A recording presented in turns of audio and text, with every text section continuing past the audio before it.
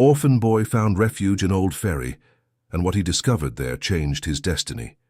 Leo Bennett never imagined that foggy morning on the banks of the Mississippi River would change his life forever. After running away from his fourth foster home in 8 years, the 8-year-old boy wandered aimlessly along the muddy banks when he spotted the strange vessel run aground. The old ferry carried at least 15 rusted cars stacked precariously.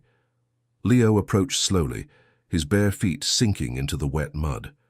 There was no one around in that isolated area of Memphis. What intrigued him most was how that ferry had ended up there, seemingly forgotten by time. He climbed onto the vessel with the agility of someone used to hiding in unlikely places. Among the wrecked cars, he found perfect shelter inside a Blue Beetle with no doors. The back seat was surprisingly clean, as if someone had recently cared for the interior. For 3 days, Leo made the ferry his home. He found cans to sell at the city junkyard and always returned at dusk. He drank river water after boiling it in an old can and ate fruit he could trade for aluminum. Loneliness was nothing new, but for the first time in years, he felt truly safe. On the 4th morning, something changed. Waking up inside the Beetle, he found a thermos of hot coffee beside him. His heart raced. Someone had been there while he slept. He looked for footprints in the mud, but the overnight rain had erased all traces. Leo knew he should run. He always ran when adults discovered his hiding places. But something kept him there. Perhaps it was the feeling that, for the first time, someone had cared for him without asking for anything in return. He decided to hide and discover who his mysterious benefactor was. The following dawn, he pretended to be fast asleep while keeping his eyes slightly open. Around 5 in the morning, he heard cautious footsteps on the rusty metal. A small, stooped figure moved among the cars with surprising familiarity. Leo strained his eyes in the dim light and saw an elderly woman, white hair tied in a simple bun, arranging something inside one of the cars. The lady wore simple but clean clothes and carried a cloth bag. She approached the Beetle where Leo slept and carefully placed a newspaper-wrapped package and another steaming thermos beside him. Her movements were delicate, as if she feared waking the child. Leo quickly closed his eyes when she turned in his direction.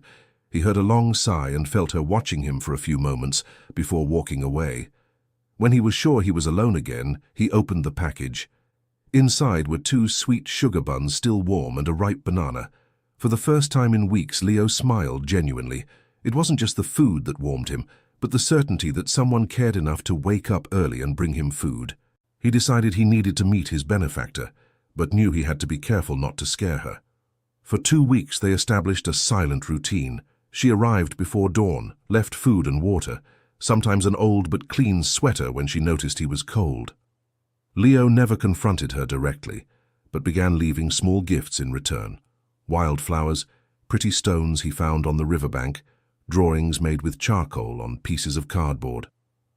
One morning, curiosity overcame caution. Leo woke earlier than usual and hid behind a pile of old tires. He saw the woman arrive as always, but this time she seemed slower, breathless. She leaned on the hood of one of the cars and put her hand to her chest, clearly suffering some discomfort. Without thinking of the consequences, Leo Bennett jumped from his hiding spot and ran to her. "Ma'am, are you all right?" The woman got such a fright she almost fell. She looked at Leo Bennett with wide eyes, a mix of fear and tenderness on her wrinkled face. "Boy, I didn't know you were awake. You've been bringing me food every day. Why?" She hesitated, looking around as if planning an escape. Leo Bennett noticed her anxiety and took a step back, showing he didn't mean to intimidate her. "What's your name, son?" "Leo Bennett. And you, Mum?" "Mrs. Martha Miller." She smiled timidly.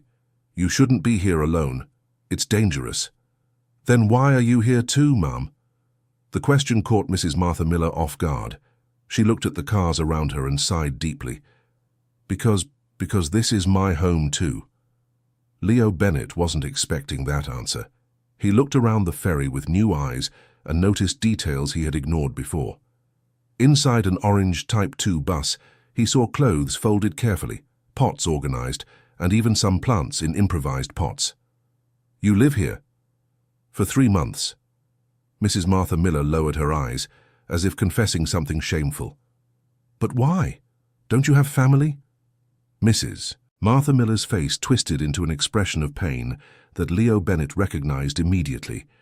It was the same expression he saw in the mirror when he thought of the parents he never knew.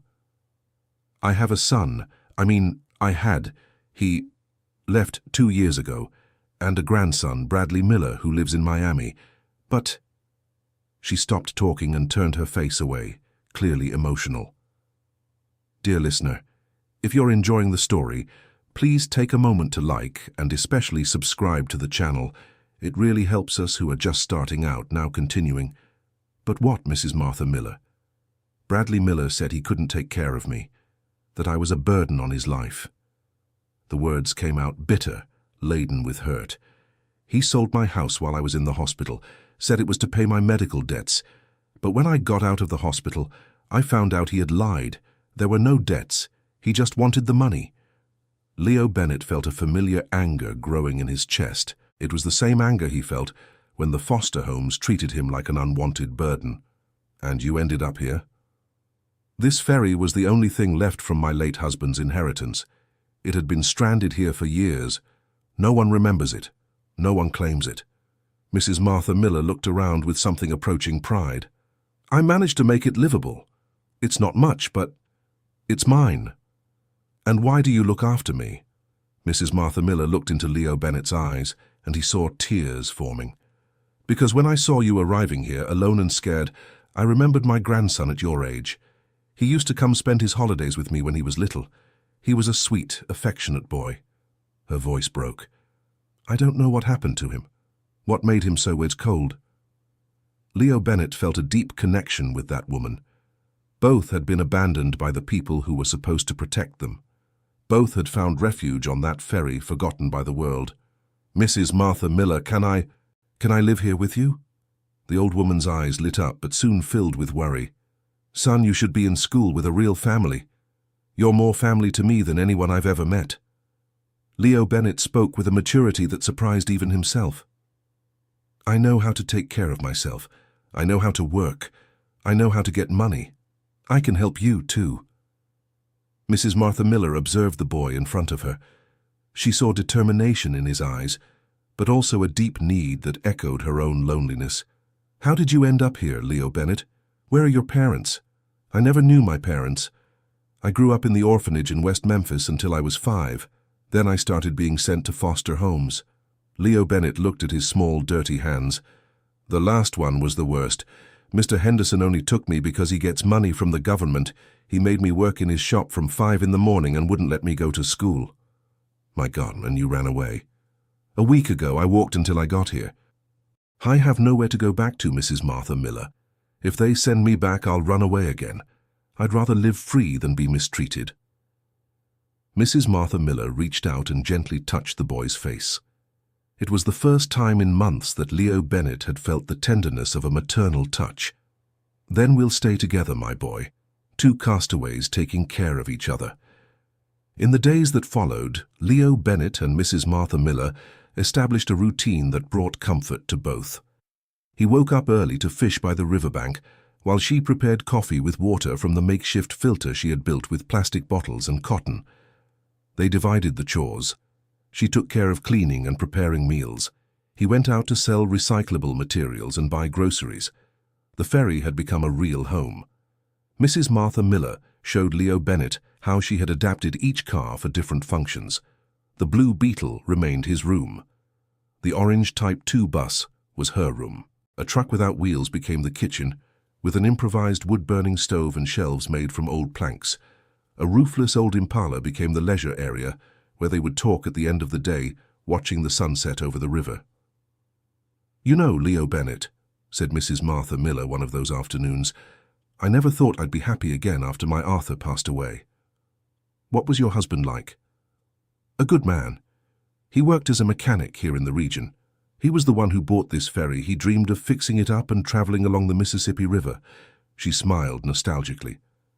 He said that when he retired, we would sail to where the waters meet, see the world in a different way. Why did you never do it? Life always found some excuse. First, it was saving money to buy a better house. Then, it was our son Simon's education. When Simon got married, Arthur had a heart problem and couldn't exert himself anymore. Her voice grew sad. We always left our dreams for later, and later never came. Leo Bennett absorbed those words with the premature wisdom of someone who had already suffered losses. At 8 years old, he already understood that happiness was a present moment, not a future promise. Mrs. Martha Miller, you can still make that dream come true. Can this ferry sail? Oh, son, it's been stuck here for over 10 years. The engine doesn't work. The hull has some holes. It would be a huge job. But not impossible, right? Mrs. Martha Miller looked at Leo Bennett with surprise. It had been a long time since she had seen that hopeful sparkle in someone's eyes. Do you really believe we can make this ferry sail again? I do. I learned a lot about cars and engines in the homes I lived in. Mr. Henderson may have been cruel, but he taught me a lot about mechanics. Leo Bennett looked around with growing enthusiasm. And we have spare parts here, 15 cars, Mrs. Martha Miller. There must be something we can use. The idea planted by Leo Bennett began to grow in Mrs. Martha Miller's mind. During the following days, they explored every car on the ferry, cataloguing parts that could be useful. They discovered that several of the cars had arrived there at different times. Some were relatively new. How did so many cars end up here? Asked Leo Bennett, while examining the engine of an old hatchback that seemed to be in reasonable condition. This region has always been a smuggling route, son. Stolen cars, seized ones. This ferry must have been used to transport them upriver. When the operation stopped, it was abandoned here with all the cargo. So, we're living on a smuggler's ferry. We were, Leo Bennett. Now it's our home, and we're going to make it something honest and beautiful. The search for parts revealed a surprising discovery. In the trunk of a silver classic sedan, they found a well-preserved leather briefcase. Inside were the ferry's documents, including its original ownership paperwork and a detailed map of the Mississippi River with handwritten notes. "My God," murmured Mrs. Martha Miller, flipping through the papers. "This ferry is called Daisy of the River, and according to these documents it belonged to a man named Edward Miller. Who is this man?" "Was, son. Edward Miller was—" Mrs. Martha Miller stopped abruptly, her face paling. "Was my father-in-law, my Arthur's father." Leo Bennett didn't immediately understand the importance of that revelation. "What do you mean, Mrs. Martha Miller?" "My father-in-law disappeared 15 years ago. Arthur looked for him all over the region, never could find out what happened. He owned this ferry, but no one knew where it was."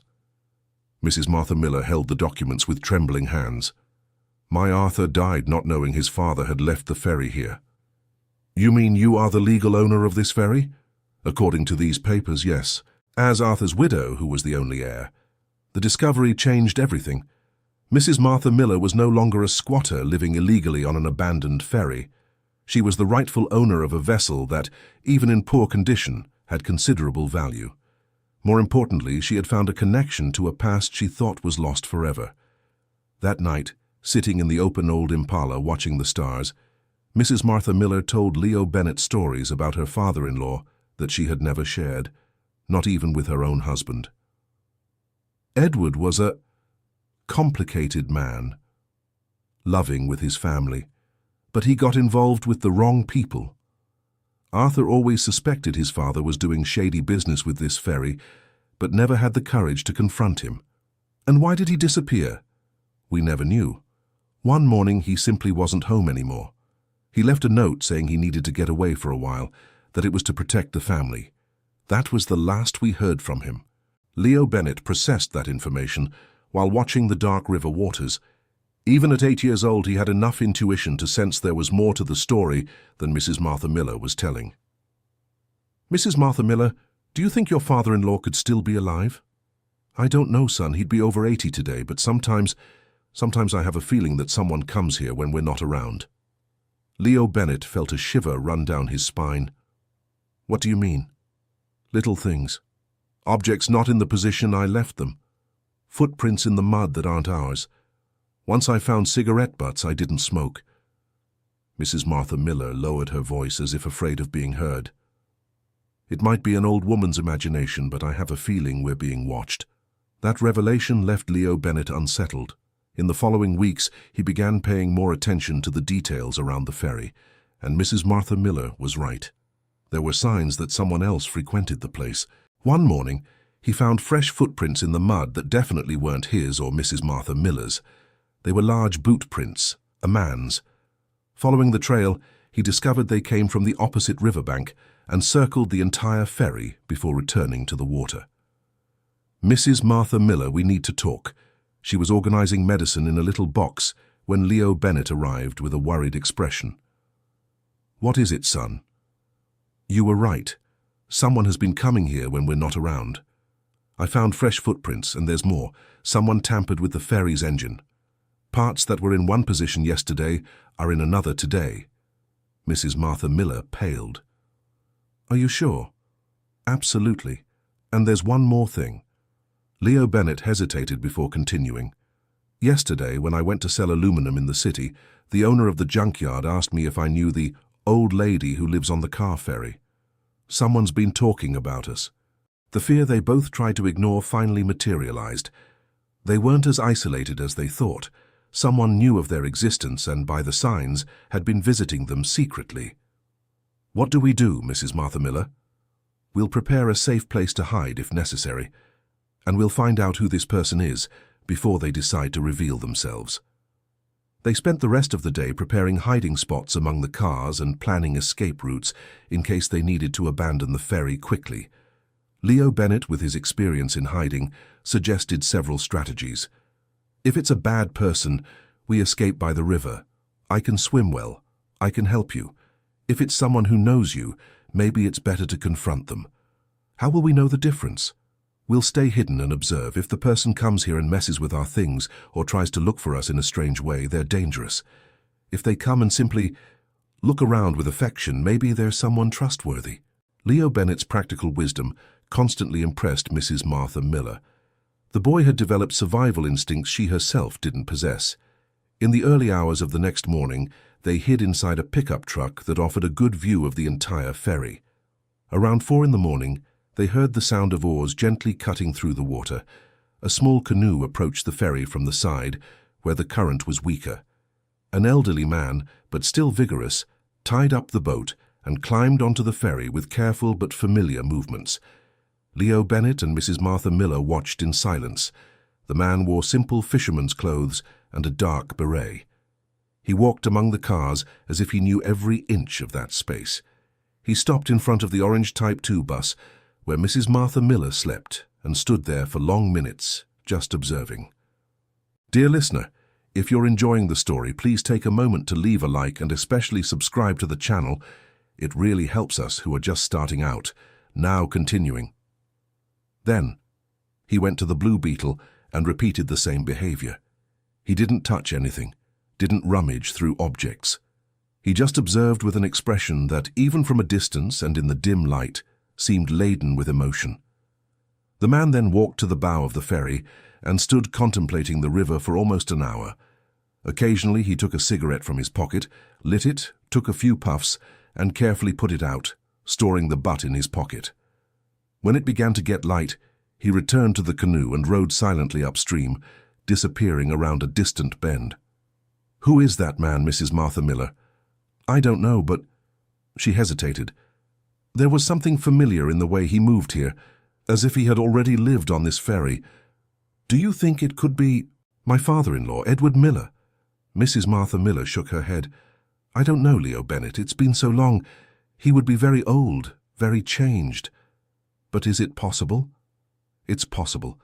The discovery that their mysterious visitor didn't seem to pose a threat brought relief, but also intensified their curiosity. During the following days, they noticed more signs of his presence. Small repairs appeared done on the ferry overnight, a loose board that was nailed down by morning, a hole in the hull that appeared sealed with tar. "Mrs. Martha Miller, this person is taking care of the ferry." "Why?" "I don't know, son. But I'm starting to think we should try to talk to him. It's risky."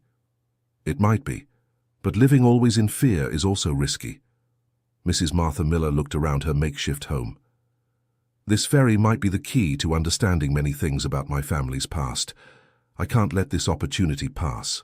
They decided to devise a strategy to approach the mysterious visitor the next time he appeared. Leo Bennett suggested leaving a visible note, inviting him for a conversation. Mrs. Martha Miller preferred a more direct approach. "I'll stay awake, waiting for him to arrive. When he steps onto the ferry, I'll simply show myself and talk. And if he runs? Then at least we'll know he has reasons to hide. If he stays and talks, we'll know we can trust him." The following night, Mrs. Martha Miller positioned herself discreetly but visibly near the makeshift kitchen, pretending to stir pots. Leo Bennett hid in a spot where he could intervene if something went wrong. The man arrived at the usual time.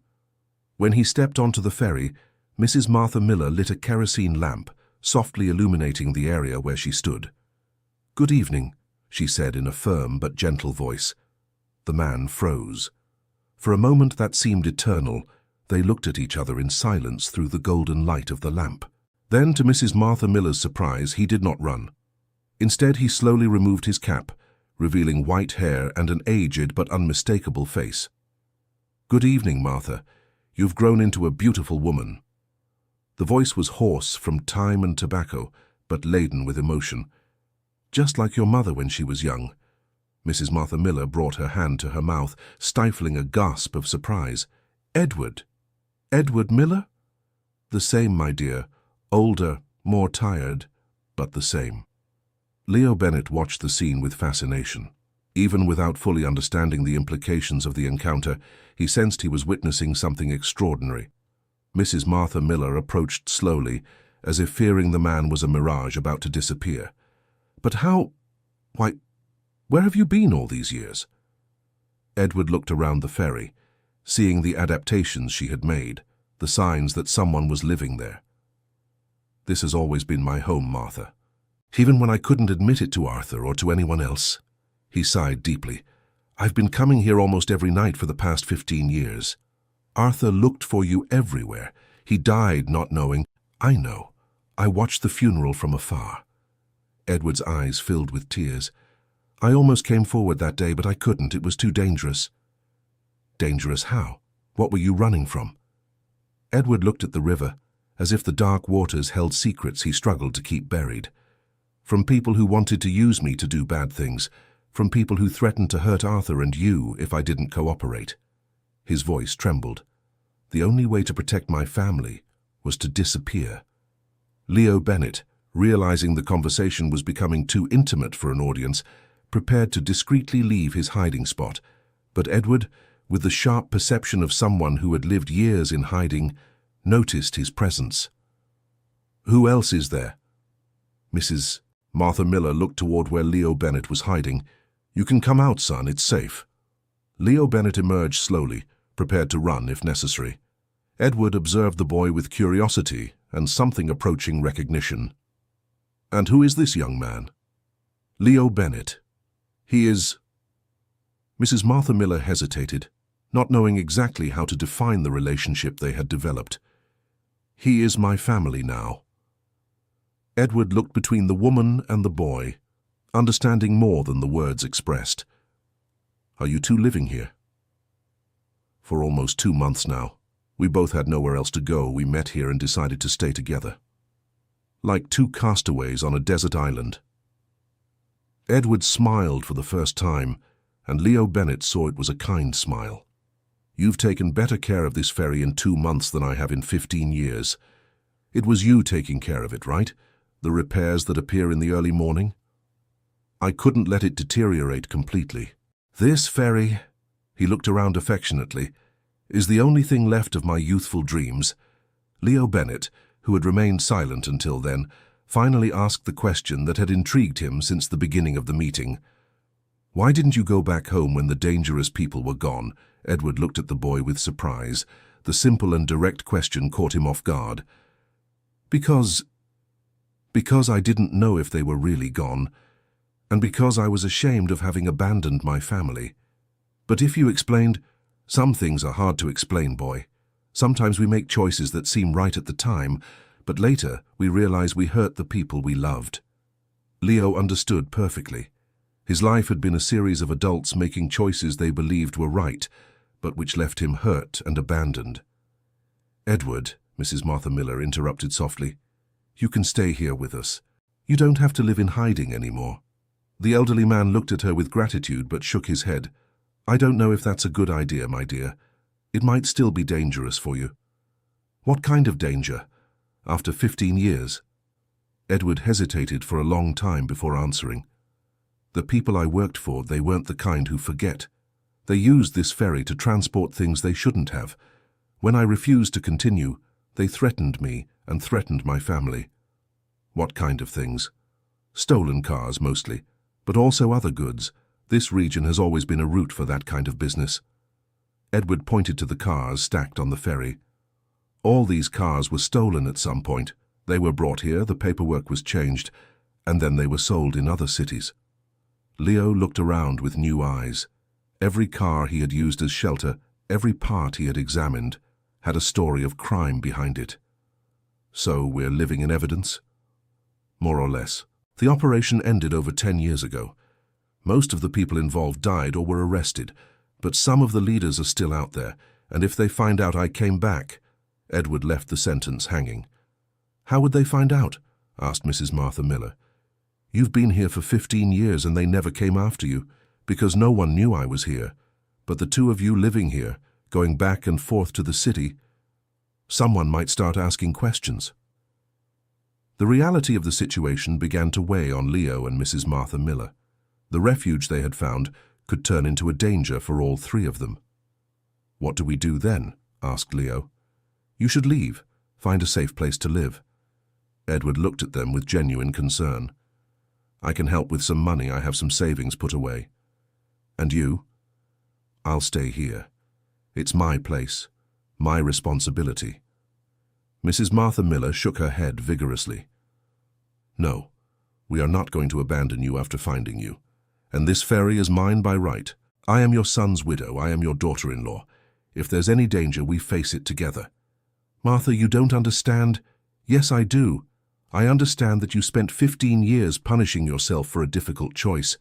I understand that Arthur died missing his father. And I understand that now we have a chance to be a real family." Leo watched the discussion with growing interest. For the first time in his life, he saw adults arguing to protect each other, not to get rid of responsibilities. "Mrs. Martha Miller is right," he finally said. "We don't abandon family." Edward looked at the boy with surprise.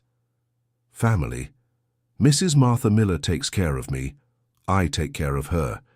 You take care of this ferry, which belongs to the family. That makes us a family, doesn't it?" The simplicity of Leo's logic touched Edward deeply.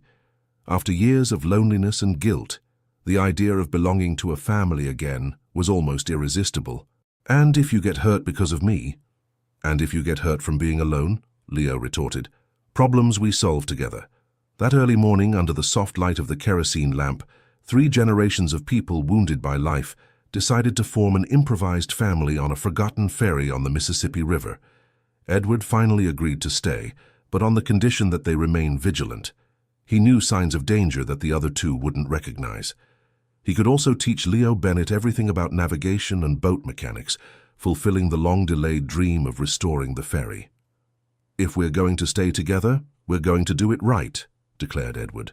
"This ferry can sail again. We can travel along the river, see places where no one will find us." "Is that really possible?" asked Leo Bennett, his eyes shining with excitement. "With a lot of work and a little luck, yes. Your Arthur dreamed of this, and I'm going to fulfill the dream I couldn't fulfill with him." In the days that followed, the dynamic on the ferry changed completely. Edward brought tools he had kept for years and began to teach Leo Bennett the secrets of boat mechanics. Mrs. Martha Miller organized the living spaces better, creating a true floating home. Each person's personality began to reveal itself more deeply in their daily life together. Edward was a man of few words but extremely skilled with his hands.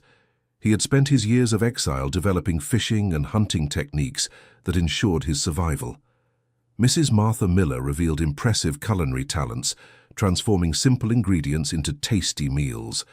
Leo Bennett showed an extraordinary capacity for learning and an unshakable determination. "You know Leo Bennett," said Edward one afternoon as they worked on the ferry's main engine. You remind me a lot of Arthur at your age. What was he like? Curious, brave, always wanting to understand how things worked. Edward smiled nostalgically. He used to help me here when he was little. He said that one day he would sail all over the world. Why didn't he do it? Life happened. He grew up, fell in love with your Martha Miller, wanted to start a family. The sailing dreams were left for later. But we can fulfill his dream now, right? We sure can, kid, we sure can. The ferry restoration work became therapy for the three of them. Each repaired part, each restored system, represented a small victory over the adversities they had faced. Edward calculated they would need at least 6 months of intensive work to make the vessel seaworthy.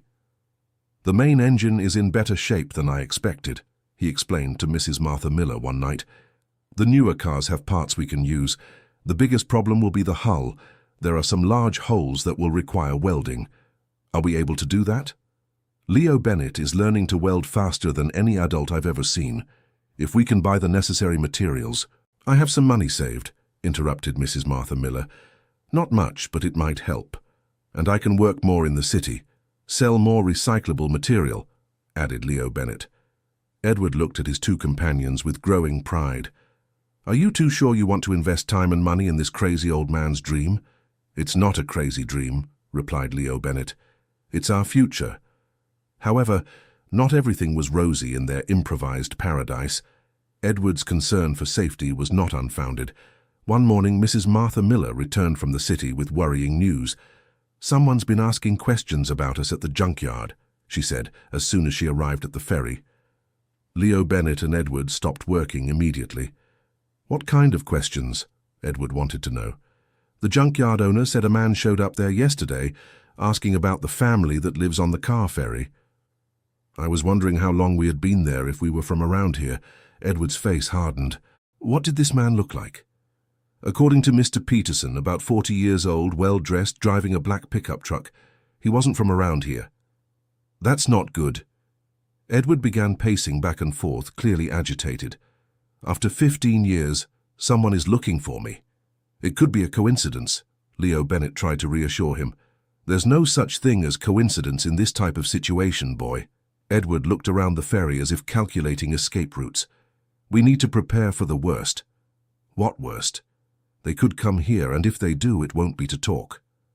The fear they had managed to keep at bay came back with full force. Mrs. Martha Miller realized they might have underestimated the dangers of Edward's past. What do we do? First, you two leave here today. Edward's voice was firm, brooking no argument. Go to the house of someone you know in the city. Stay there a few days until I find out who's looking. We're not abandoning you, protested Mrs. Miller. It's not abandonment, it's precaution. If something happens to me, at least you'll be safe. Leo, who had been quiet processing the situation, finally spoke. What if we all ran away together? On the ferry? The ferry isn't ready to sail, Leo. The engine still doesn't work right, the hull isn't fully sealed. But you said it could float. Even without an engine, it could go down the river with the current. Edward considered the boy's suggestion. It was risky, but perhaps less risky than waiting for an unwanted visit. It would be dangerous navigation. Without an engine, we depend completely on the current, and if something goes wrong in the middle of the river— It's better than waiting here like sitting ducks, insisted Leo. Mrs. Miller looked between the two men of her makeshift family and made a decision. Let's try. If it goes wrong, at least we'll be together. The rest of the day was dedicated to feverish preparations for a departure that might be their last resort. Edward checked all the basic flotation conditions of the ferry, while Leo and Mrs. Miller organized supplies and essential belongings. The nearest destination by water is Natchez, explained Edward, studying his old maps. It's about 200 kilometers down the river.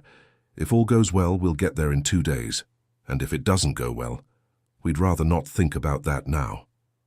As the day went on, the tension grew. Every strange noise, every movement on the riverbank made them jump. Edward kept binoculars fixed on the river bend where boats came from. Around 3 in the afternoon, the vigilance proved necessary. Boat approaching, Edward announced in a tense voice. Leo and Mrs. Miller ran to see. A white speedboat with 3 men aboard was coming up the river at a moderate speed. clearly looking for something. "Is it them?" "Could be. Let's hide among the cars and observe." The three positioned themselves to see the speedboat without being seen. As it approached, it became clear the occupants were carefully examining the banks and especially the ferry. The speedboat slowed down when it got close to the ferry, but didn't stop. The men talked among themselves, pointing at the vessel, then continued upriver a few more kilometers before turning back. "They're scouting," murmured Edward. "They'll come back later, probably at night, when they think we're sleeping." "Then we have a few hours to get out of here," concluded Mrs. Miller. "Exactly." The rest of the afternoon was a race against time. Edward quickly tested the ferry's essential systems while Leo and Mrs. Miller finalized organizing the supplies. As the sun set, they were ready for the riskiest attempt of their lives. "Are you sure about this?" Edward asked one last time. "Absolutely," they replied in unison. With his heart pounding, Edward cut the ropes that kept the ferry tied to the riverbank. The current of the Mississippi River grabbed them immediately, carrying them away from the only home Leo Bennett and Mrs. Martha Miller had known for the past few months. As they drifted from the shore, the three felt a mix of fear and freedom. They were fleeing danger, but also embarking on the adventure they had dreamed of for months. "Destination, a new life," said Leo Bennett, looking back one last time. "Destination, a new life," repeated Edward and Mrs. Martha Miller. The ferry Daisy of the River was finally sailing again, carrying three dreamers in search of a better future. Dear listener, if you're enjoying the story, please take a moment to like and especially subscribe to the channel. It really helps us who are just starting out now continuing. The first night sailing was a mixture of wonder and terror.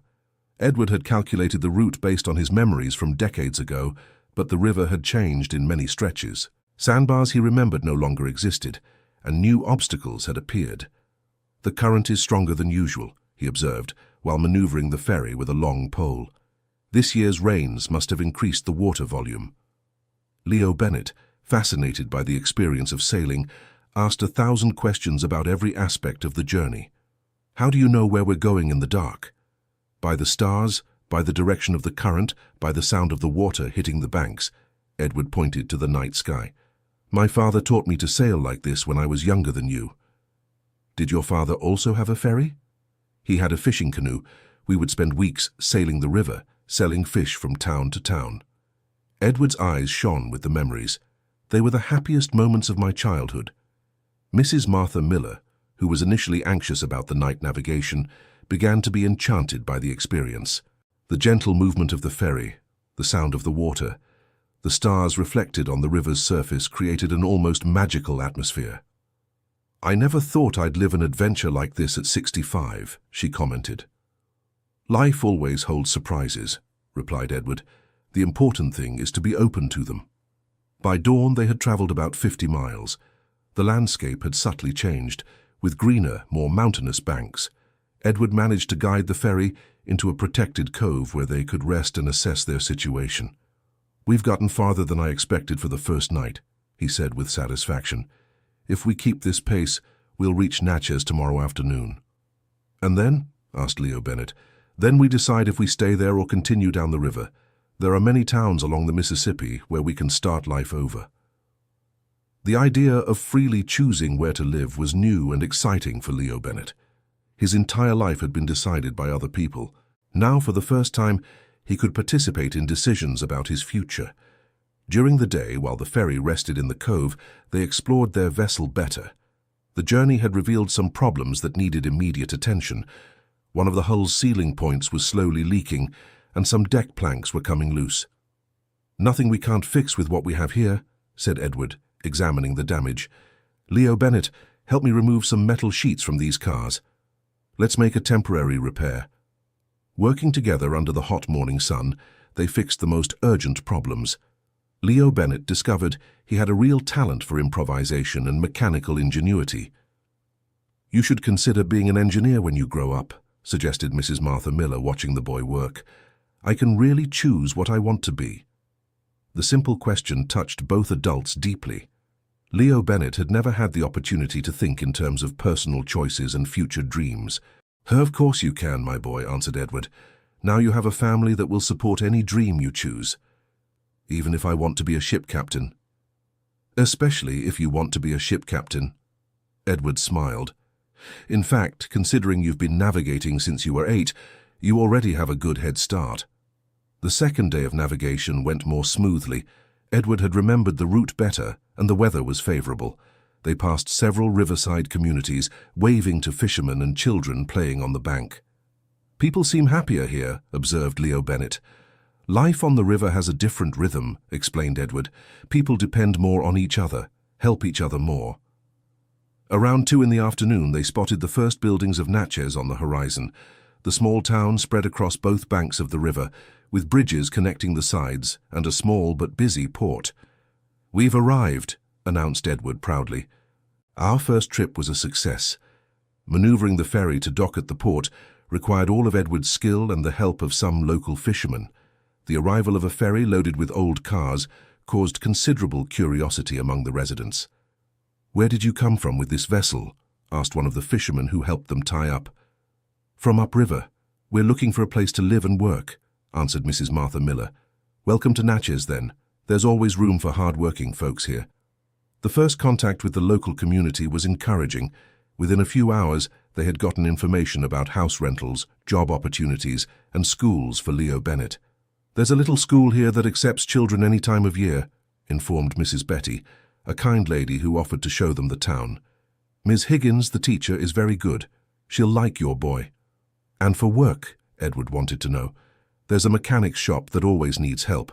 And if you know how to fish, you can always earn something selling fish." While they explored the possibilities in Natchez, Leo Bennett was fascinated by the atmosphere of the riverside town. It was very different from everything he had known before. The people were more open, more willing to help strangers. "Can we stay here, Mrs. Martha Miller?" he asked as they walked through the main square. "What do you think, Edward?" "Seems like a good place to start over. Far enough from our past, small enough for us to build a new reputation." That night they slept on the ferry docked at the port, but already making plans to rent a simple house in town. For the first time in months, they felt truly safe. "You know what impresses me the most?" said Leo Bennett, looking at the city lights reflected in the water.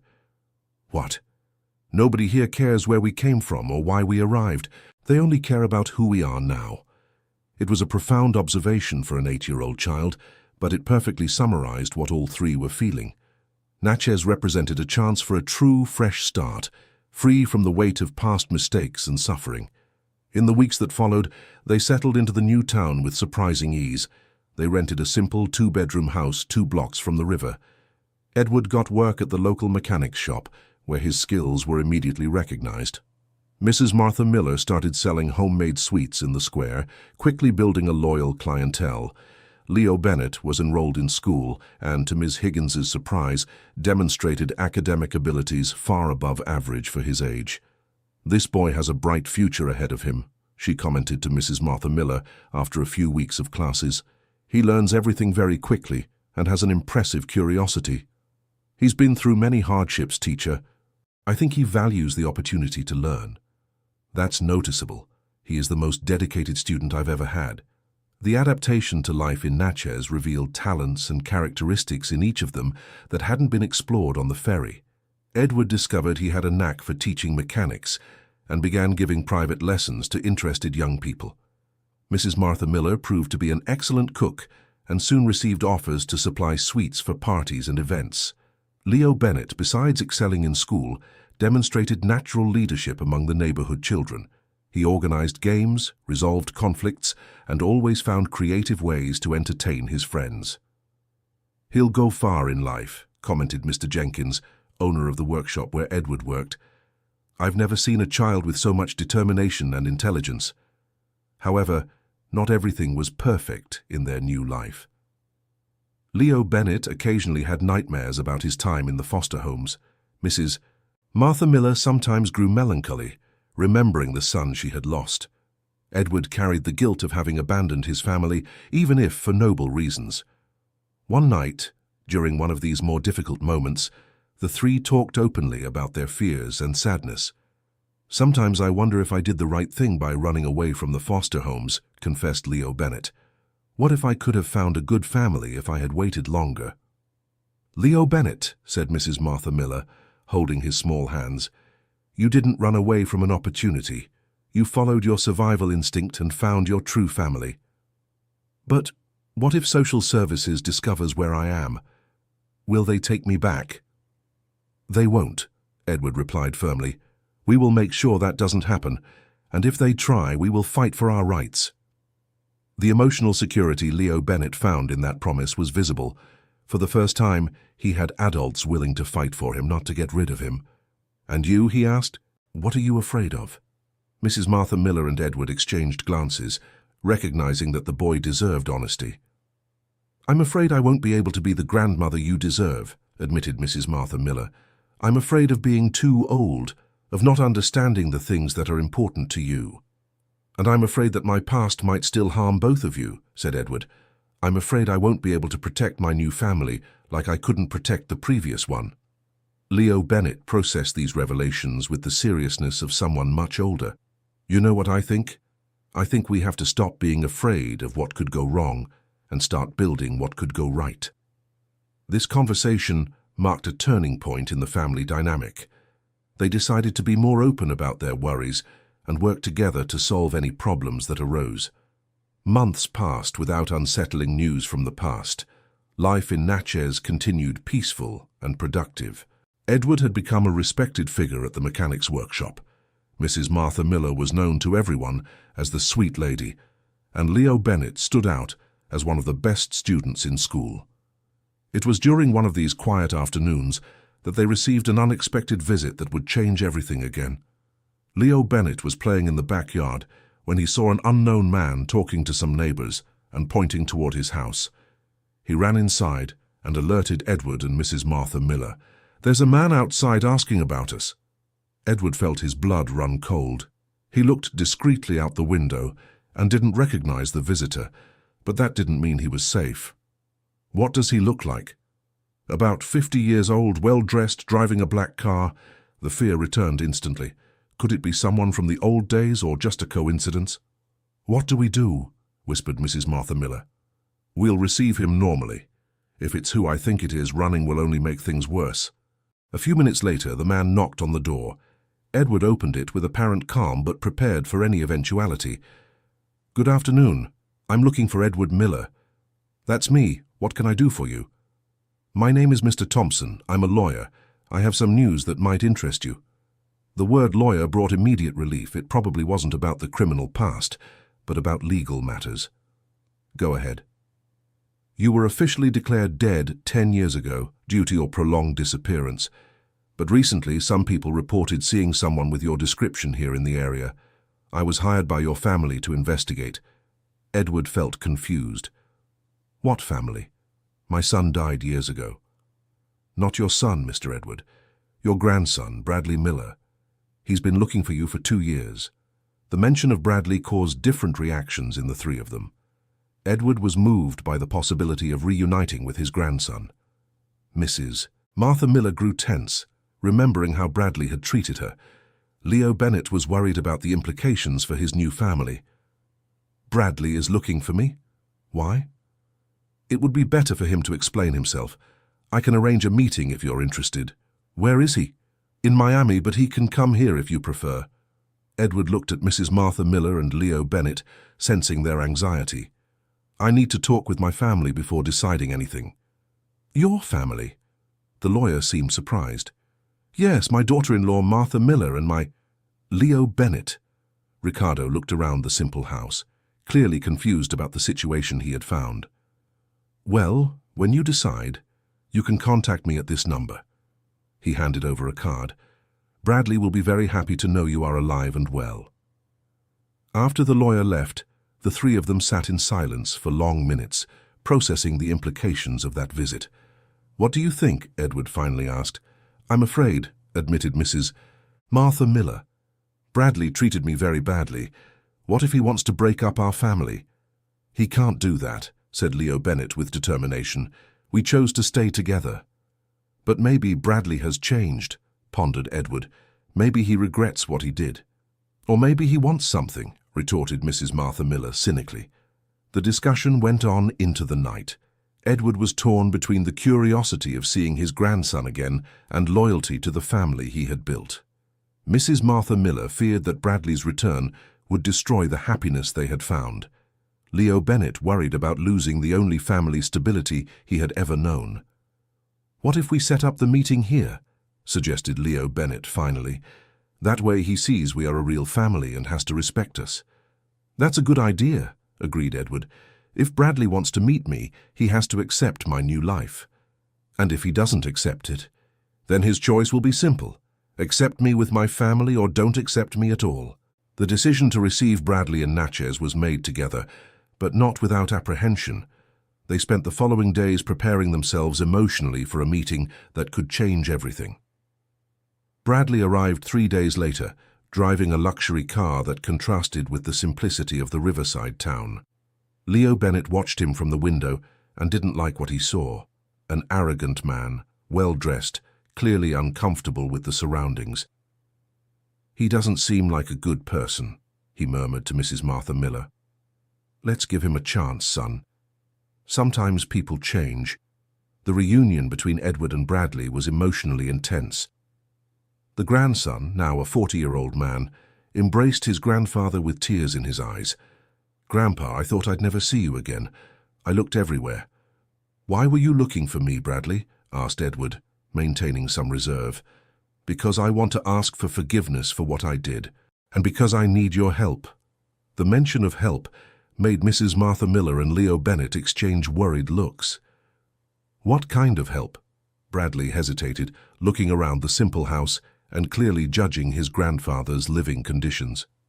"Grandpa, first let me understand. Why are you living like this?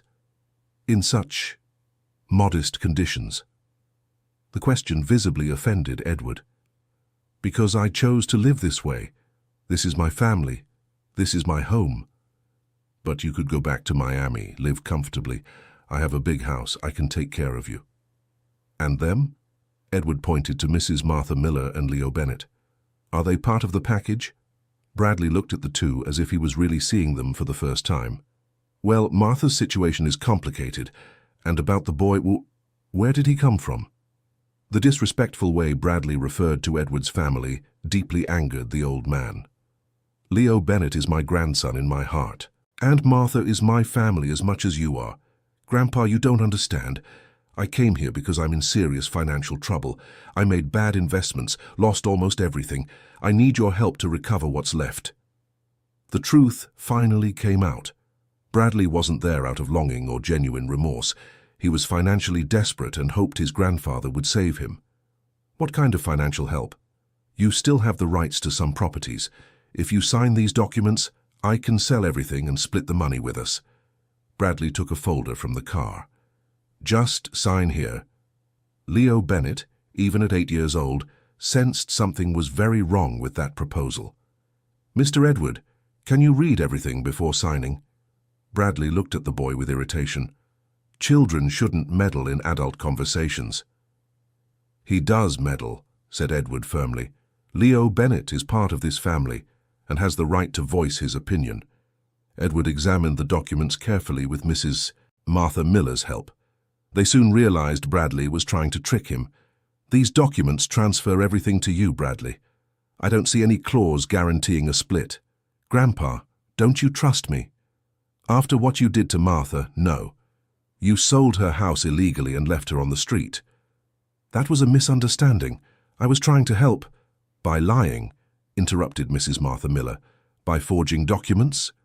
Bradley realized his plan wasn't working and changed his strategy. "Look, let's put these old issues aside and talk about the present. Grandpa, you deserve better than this. And this boy..." He looked at Leo Bennett with disdain. "He should be in a proper orphanage, not being raised by the two of you." The implicit threat in Bradley's words put everyone on alert. "What do you mean by that?" asked Edward. "That I can contact social services. A child can't be raised by people without proper documentation." "Are you threatening us?" Edward's voice was dangerously low. "I'm offering a solution. You come with me to Miami, I take proper care of you, and the boy goes back to where he belongs." Leo Bennett felt his world crumbling around him again. Once more, an adult was trying to separate him from the people he loved.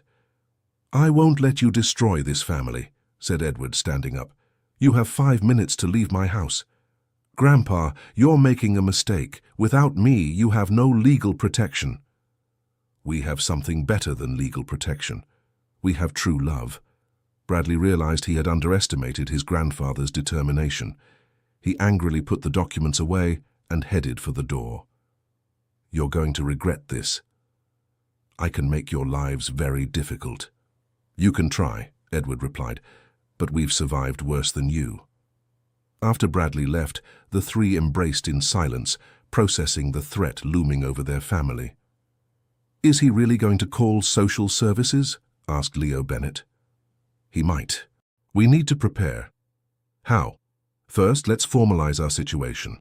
I'm going to court to formally adopt you, Leo Bennett, and we'll find a way to prove that Bradley acted illegally with Martha Miller." In the following days, with the help of kind people in the community, they sought legal assistance. They discovered the situation was more complex than they had imagined, but not impossible to resolve. The town lawyer, Mr. Fitzgerald, agreed to help them for free after hearing their story. "Your case is special," he said after reviewing the documentation. "Edward has rights to the properties that Bradley is trying to usurp. Martha Miller was clearly a victim of fraud. And Leo Bennett, well, it's a delicate situation, but we can argue he's being well cared for here." "What are our chances?" asked Mrs. Martha Miller. "Good, if we can prove everything you're claiming. It will take a few months, but we can win." The legal process that followed was long and stressful, but also revealing. Investigations into Bradley's activities in Miami revealed a pattern of fraud against the elderly. He had deceived not only Mrs. Martha Miller, but several other people. "This man is a criminal," said Mr. Fitzgerald, after receiving the investigators' reports. "He has at least 5 similar lawsuits pending against him." "Does that help us?" asked Edward. "Very much. It proves that Martha Miller wasn't an isolated case and that he is not a trustworthy person." While the lawsuit proceeded, life in Natchez continued.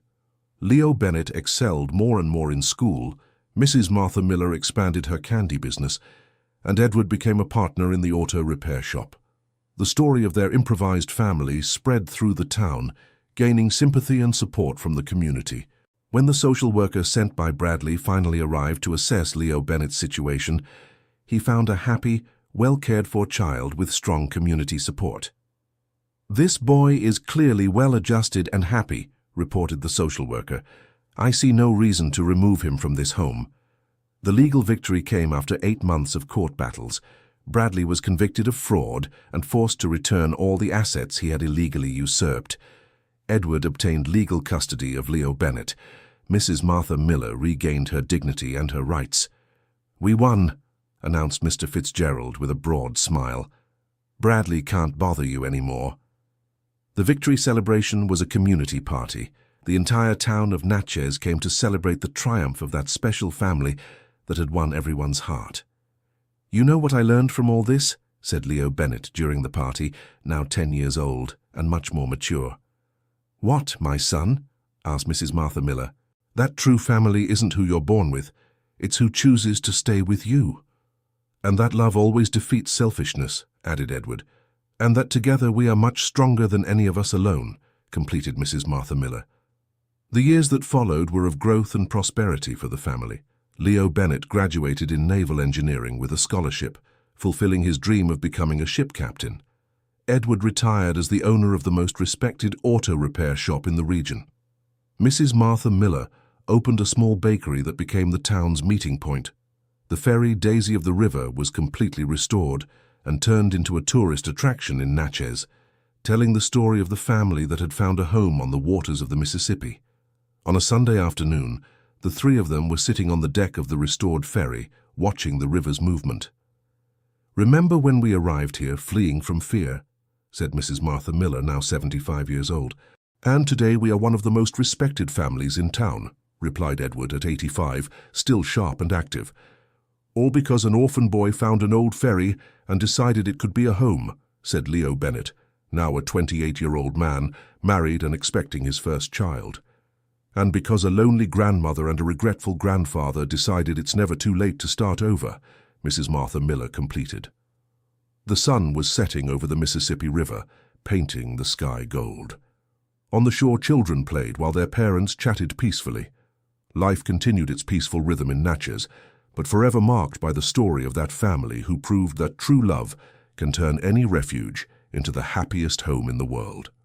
Leo Bennett looked at the woman who had become his grandmother and the man who had become his grandfather and felt a deep gratitude for the fate that had led him to them. From that forgotten ferry, a family had been born that no adversity had managed to destroy. "You know what I'm going to teach my son when he's born," he said. "What?" the two asked in unison. "That sometimes the best treasures are hidden in the most unlikely places, and that a real family is like a good ship. It can face any storm if everyone rows in the same direction." The three laughed and hugged, watching the stars beginning to appear in the sky. The ferry rocked gently anchored at the port, and the Mississippi River continued its eternal course, carrying and bringing stories, dreams, and hopes. However, the family's story did not end on that golden afternoon. Life still held more challenges and joys for the three, and each new chapter would further strengthen the bonds they had chosen to build. 2 years after that celebration, Leo Bennett received a letter that would once again change the course of their lives. It was from a social worker in West Memphis, the city where he had been born. "Mrs. Martha Miller, Mr. Edward, you need to see this." Leo Bennett held the letter with trembling hands. "What is it, my son?"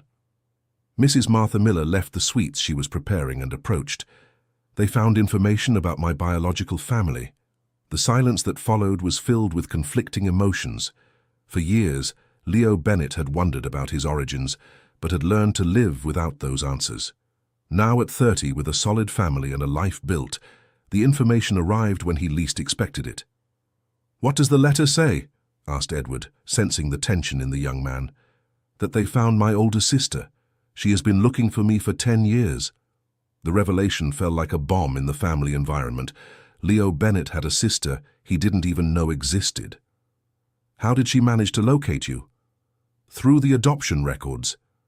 It seems that when I turned 18, my name entered a list of people who could be searched for by biological relatives, but I never knew because you didn't have a fixed address," completed Mrs. Martha Miller, understanding the situation.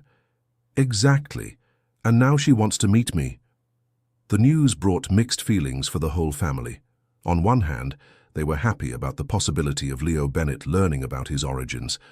On the other, they feared it might shake the family structure they had built with so much effort. "What's your sister's name?" asked Edward. "Claire Bennett. She's 42, a teacher, lives in Savannah." Leo Bennett looked at the letter as if it contained secrets of the universe. "She says she's been looking for me since she found out I existed. And do you want to meet her?" Leo Bennett looked at his adoptive parents, seeing on their faces the same fear he felt, the fear that this reunion could change everything between them. "I want to, but I'm afraid." "Afraid of what, son?" "Of discovering things about my past that will make me question who I've become, of you thinking I'll abandon you for a biological family." His voice trembled.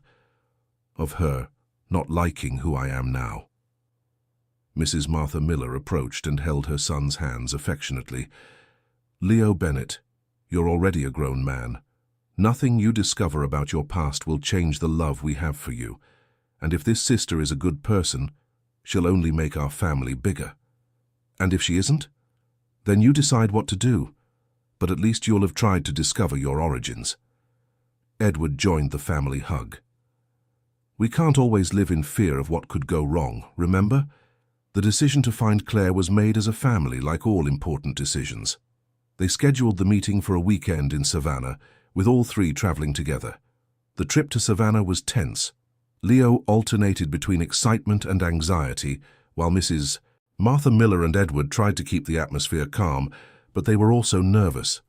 "What if she tries to convince me to go live with her?" asked Leo as they were arriving in the city. "Then you'll explain that you already have a family you love very much, and that you're only interested in getting to know her, not in changing your life," replied Mrs. Martha Miller firmly. Claire had suggested they meet in a public park, a neutral environment where everyone would feel more comfortable. When they arrived at the location, They saw a brunette woman of average height walking nervously near an artificial lake. "That must be her," murmured Leo. When Claire saw them approaching, her face lit up with a huge smile. She ran to them and hugged Leo even before introductions. "My little brother, I can't believe I finally found you." The hug was long and emotional. Leo felt an immediate connection with Claire, something that went beyond the similar physical appearance they shared. "Claire, these are my parents, Mrs. Martha Miller and Mr. Edward." Claire greeted them both with respect and affection, immediately showing gratitude for having taken care of her brother. "You don't know how grateful I am that you gave Leo a family. I spent years worrying about what had happened to him." "How did you find out about his existence?" asked Edward. "When our mother died 12 years ago, I found some old documents of hers. I discovered that she had given 2 children up for adoption, me and Leo. I was adopted as a baby by a wonderful family. But Leo—" Her voice grew sad. "She could only give me limited information about him." "And our biological parents?" Leo finally asked the question that had tormented him for decades. Claire took a deep breath before answering. "Our mother's name was Evelyn. She was very young when she had us, only 16 when you were born. Our father, she never told me who he was. I don't think even she knew for sure. What was she like? According to my adoptive family, who met her briefly, she was a sweet but very troubled girl. She had problems with alcohol and couldn't take care of children." Claire looked at Leo affectionately. "But she loved you both. The decision to give you up for adoption was very difficult for her." "What happened to her?" "She died young at 35. Liver problems related to alcoholism." Claire held her brother's hand. "But before she died, she left me a letter for you. I've kept it all these years hoping to find you." The letter from the biological mother was the most emotional moment of the meeting. Leo read in silence, tears streaming down his face while Mrs. Martha Miller, Edward and Claire waited respectfully. The letter said, "My dear Leo Bennett, if you're reading this, it means Claire managed to find you. I know I have no right to ask for forgiveness for abandoning you, but I want you to know it was the hardest decision of my life. I loved you very much, but I couldn't be the mother you deserved. I hope you have found a family that truly loves you and that you are happy. You were always a special boy, very smart and affectionate. I'm sure you've become a wonderful man. Your mother who never forgot you, Evelyn." When he finished reading, Leo Bennett wept copiously in Mrs. Martha Miller's arms, while Claire and Edward were also moved. "She was right," said Leo between sobs. "I found a family that truly loves me." The meeting with Claire proved to be an enriching experience for everyone. She was a balanced, affectionate person who respected the family Leo had built. During the weekend they spent together, they told their respective life stories. Claire had been adopted by a couple of teachers in Savannah, grew up in a stable and loving family, graduated in education, and had been working at a public school for 15 years. She was married to an engineer and had 2 teenage children. "I always felt something was missing," she confessed in an intimate conversation with her brother. "My adoptive family was wonderful, but I knew I had a brother somewhere in the world, and that unsettled me. And now that you've found me, I feel my heart is complete. I don't want to disrupt your life, Leo. I just want to be part of it, if you'll allow me." The integration of Claire into the extended family was surprisingly smooth. She visited Natchez once a month and always made sure to include Mrs. Martha Miller and Edward in all activities. In no time, they became adoptive grandparents to her children as well. "I never thought I'd have grandchildren at 77, laughed Mrs. Martha Miller when Claire brought her children to see Natchez. "You never know what life has in store, right, Grandma Martha?" replied Ashley, Claire's youngest daughter, who was 14. Claire's arrival in the family coincided with a period of great changes for everyone. Leo, now 30, had established himself as one of the most respected naval engineers in the region. His marriage to Sarah Jane, a local doctor, was going well, and they were expecting their first child. Mrs. Martha Miller, at 78, remained active with her bakery, but was beginning to feel the weight of age. Edward, at 88, had retired completely, but was still regularly consulted on mechanical issues in the city. It was during one of Claire's visits that they received news that would bring new challenges to the family. Mr. Fitzgerald, the lawyer who had helped them years before, came to them with information about Edward's past that had just come to light. "Edward, I have news about that old situation of yours. Remember the people you worked for decades ago? How could I forget?" Edward stiffened. "Why are you asking?" "Because the last leader of that group was arrested last week in New York. During his testimony he mentioned your name." Edward's blood ran cold. Even after all these years, his past could still come back to haunt him. "What did he say?" "That you had valuable information about their operation. Information that could incriminate other important people who were never caught." "I don't know anything that would interest the authorities now." "Maybe yes, maybe no. But they want to talk to you." Mr. Fitzgerald hesitated before continuing. "The prosecution is willing to offer complete protection for your family in exchange for your testimony." The family fell silent, processing the implications of the proposal. After so many years of peace, the possibility of getting involved with the world of crime again, even as a witness, was frightening. "What kind of protection?" asked Leo Bennett. "Identity change? Relocation? Police protection? You would have to start a new life somewhere else." "No," said Mrs. Martha Miller immediately. "We are not going to abandon everything we've built here." "But if you don't cooperate, Edward could be considered an accomplice," explained the lawyer, "and that could bring problems for the whole family." Edward, who had remained quiet throughout the conversation, finally spoke. "Mr. Fitzgerald, can you arrange a meeting with this district attorney's office? I want to know exactly what they want before making any decision." The meeting with the district attorney's office took place a week later at the public ministry headquarters in Savannah. Edward was accompanied by Mr. Fitzgerald, Leo Bennett, and Claire, who insisted on being present to support the family. The district attorney, D.A. Sullivan, explained the situation in detail.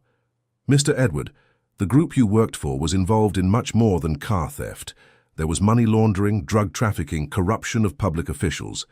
You may have crucial information to dismantle what remains of the organization." "I only transported cars. I didn't know about anything else." "Perhaps you knew more than you realize. Names of people, places, dates, details that seemed unimportant at the time may be crucial now." Leo Bennett watched his grandfather with concern. Edward seemed to be reliving painful memories he had buried decades ago. "And if I cooperate, will my family really be safe?" "We guarantee full protection. But it would require a period away from Natchez until all arrests are made." "For how long?" "Perhaps a few months, perhaps a year. It depends on how the investigation unfolds." Edward looked at Leo Bennett and Claire, seeing the worry and unconditional support on their faces. "Can I have a few days to decide?" "Of course, but we cannot wait too long. Other lives may be at risk if we take too long to act." The journey back to Natchez was silent. Each person processed the implications of the decision they would have to make. It wasn't just about Edward's life, but about the future of the entire family. That night, gathered in the living room of the house where they had been so happy for years, they openly discussed all the options. "If you decide to cooperate, Grandpa, we support you," said Claire. "It could be a chance to finally close that chapter of the past forever." "But we will have to leave all of this behind," pondered Mrs. Martha Miller, looking around the house with sadness. "The bakery, our friends, the life we've built." "It's temporary, Mrs. Martha Miller," Leo Bennett tried to reassure her. "A few months away and then we come back home." "And if we can't come back? What if they discover our location even with protection?" Edward voiced all the fears that tormented him. "I can't put you all in danger because of my past mistakes." "Grandpa," Claire held the hands of the man who had become her grandfather in her heart. "You didn't make mistakes. You did what you could to protect your family. And now you have the chance to do the right thing and protect other families too." The conversation lasted into the early hours. They analyzed every aspect of the situation, every possible consequence, every alternative. In the end, the decision was made by family consensus. "We will cooperate with the justice system," Edward announced at dawn, "but with some conditions." The next day, Mr. Fitzgerald communicated the decision to the district attorney's office, along with the conditions established by the family. First, they would remain together throughout the entire protection period. Second, Claire and her children would also be included in the protection program. Third, they would have the right to choose the city where they would stay during the period of removal. Fourth, they would receive regular updates on the investigation's progress. The prosecution accepted all the conditions. In less than a week, the family was preparing to leave Natchez temporarily. The farewell to the city that had welcomed them was emotional. Neighbors, friends, co-workers, everyone came to say goodbye to the family that had earned a special place in the community's heart. "Are you coming back, right?" asked little Ashley, Claire's daughter, with tears in her eyes. "We are, my love," replied Mrs. Martha Miller, hugging her granddaughter. "This will always be our home." The family was relocated to a small coastal town in the interior of Bahia, a quiet little place where they could live discreetly while the investigation proceeded. The adjustment was more difficult this time, as they didn't have the motivation of escape to drive them. It was a temporary situation imposed by circumstances.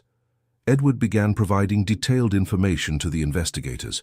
His memory, surprisingly sharp for events from decades ago, proved to be a valuable source of evidence. Names, dates, locations, methodologies, everything contributed to reconstructing crimes that seemed to have gone unpunished forever.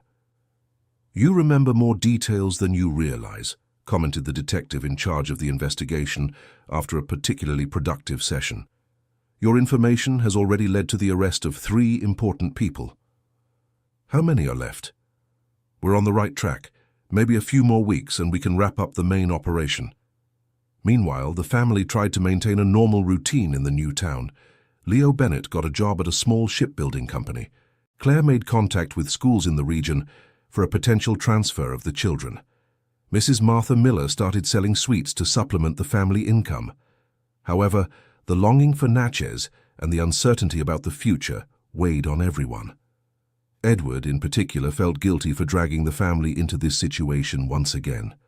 "Maybe I should have refused to cooperate," he said, on an especially melancholy night. "Don't talk like that, Grandpa," replied Leo Bennett. "You did the right thing. How many families will be protected because of your information? But look at the price we're paying. It's temporary, and we're all together. That's what matters." The strength of family unity was tested during this difficult period, but proved unshakable. They supported each other, shared the hardships, and celebrated small daily victories. One such small victory came when Sarah Jane, Leo Bennett's wife, managed to transfer her work as a doctor to a hospital in the region. Her pregnancy was advanced, and the whole family was excited about the arrival of Mrs. Martha Miller and Edward's first great-grandchild. "A baby is going to be born in a situation like this," worried Mrs. Martha Miller. "Babies are born in all kinds of situations, Grandma," reassured Sarah Jane. "The important thing is that he'll be born surrounded by love." The birth of Caleb, the first great-grandchild, brought new energy and hope to the family. The baby became the center of attention and a source of joy amid the uncertainties. "Look, Edward," said Mrs. Martha Miller, holding the newborn grandson, "from an orphan boy on an old ferry. Now we have a great-grandson in our arms. Life is full of surprises indeed." "And all the best surprises came after we found each other," replied Edward, gently touching the baby's tiny hand. When Caleb was 3 months old, the news the whole family had been waiting for finally arrived. The police operation had been successfully concluded. All the people involved in the criminal scheme were either arrested or dead, and there was no longer any risk to the family's safety. "You can return home," announced District Attorney Sullivan during a video conference. "And I want to personally thank you all for your cooperation. Without Mr. Edwards' information, many criminals would still be at large."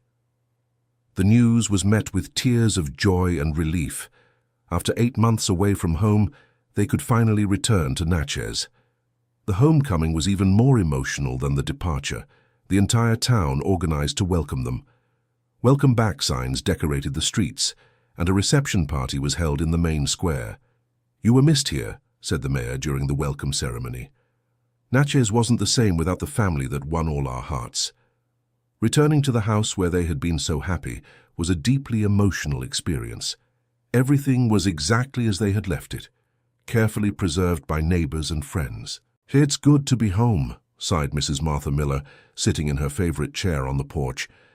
"Now we can truly say this chapter is definitively closed," said Edward, looking at the Mississippi River continuing its eternal course right before him. The return to normalcy also brought the opportunity to reflect on everything they had lived through. The experience of forced separation had strengthened family bonds even more and proved they could face any challenge together.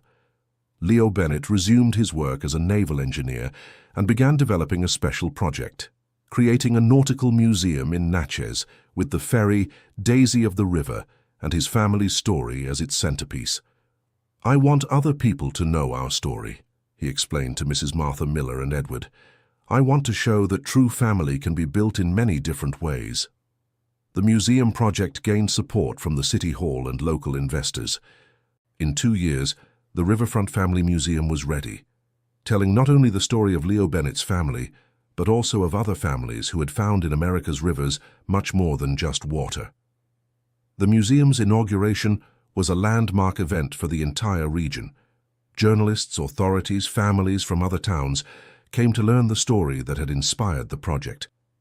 "This is proof that true love can overcome any obstacle," said Leo Bennett during the inauguration speech, holding little Caleb in his arms. "Our family began on a forgotten ferry, and today is an example that it's never too late to start over." Mrs. Martha Miller, now 82 years old, still maintained her clarity and energy, continuing to make her famous sweets, now also sold in the museum shop. Edward, at 93, had become something of a local celebrity, telling stories of navigating the Mississippi to groups of tourists. Claire had decided to move permanently to Natchez, bringing her family to be closer to her brother and adoptive grandparents. She opened a private school in the town, applying innovative teaching methods that soon caught the attention of educators from across the region. "I never thought I'd be so happy living in a small town," she confessed to Leo Bennett during one of their afternoon walks along the riverbank. "It's because here you found what you were always looking for, true family. And you? Are you happy with the life you've built?" Leo Bennett looked around, seeing the museum in the background, the house where he lived with Sarah Jane and Caleb, the river where it all began so many years ago. "More than I ever imagined possible. Sometimes I wake up in the morning and can't believe all this happiness is real. You deserve all this and more, bro. You turned suffering into strength, abandonment into unity, fear into courage." The years passed peacefully and prosperously for the family. Caleb grew up surrounded by the love of 3 generations, learning from an early age the values of unity, respect, and perseverance that had sustained his family through so many trials. By the time he turned 5, Caleb already knew by heart the story of how his father had found his great-grandparents on an old ferry. It was his favorite story, and he always asked Leo Bennett to tell it before bed. "Daddy, can I live on a ferry when I grow up too?" "If that's your choice, son. But what's important isn't where you live, it's who you choose to live with. I want to always live with our family. Our family will always be here for you, Caleb, no matter where life takes you." With each passing year, the family's story gained more recognition. The book Leo Bennett wrote about his experience became a regional bestseller, and his lectures on building family bonds were sought after by universities and social organizations. But for them, the most important thing wasn't public recognition, but the certainty that they had built something true and lasting. In 2045, when Caleb turned 10, the family organized a grand celebration, 20 years of life in Natchez. 3 decades had passed since Leo Bennett, then just a boy, had found refuge on the old ferry. "Can you believe it's already been 30 years?" asked Sarah Jane during the party, watching 4 generations of the family gathered in the backyard of the house. "It feels like just yesterday we arrived here fleeing from fear," replied Mrs. Martha Miller, now 87 years old, but still sharp and active. "And today, we are one of the most well-known and respected families in the region," added Claire, watching her adult children playing with Caleb. Edward, at 98, still actively participated in family life, though with the natural physical limitations of age. His mind, however, remained sharp, and he continued to be the family's most sought-after advisor for important decisions. "You know what I've learned in almost 100 years of life," he said during the party, gathering everyone around him. "What, great-grandpa?" asked Caleb, always eager for the patriarch's teachings. "That life is like the river. Sometimes the current is strong and takes us to places we didn't expect. Sometimes it becomes calm and we can choose the direction. But the important thing is to never sail alone." "And our family is like a big boat?" asked the boy. "Exactly. A big strong boat that doesn't sink even in the worst storms."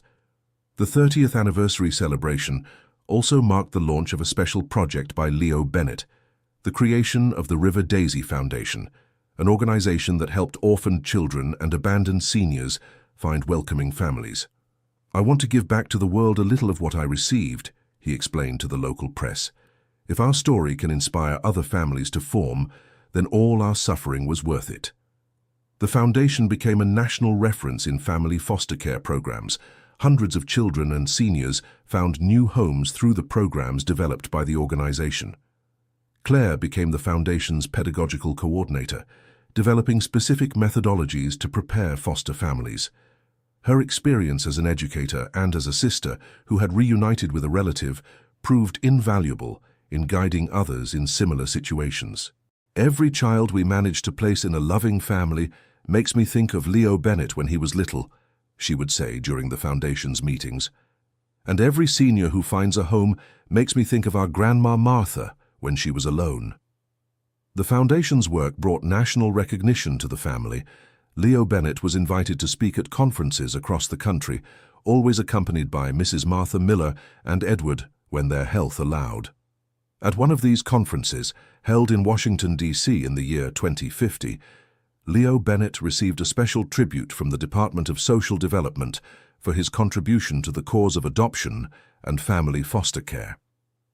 "This award isn't just mine," he said during his acceptance speech.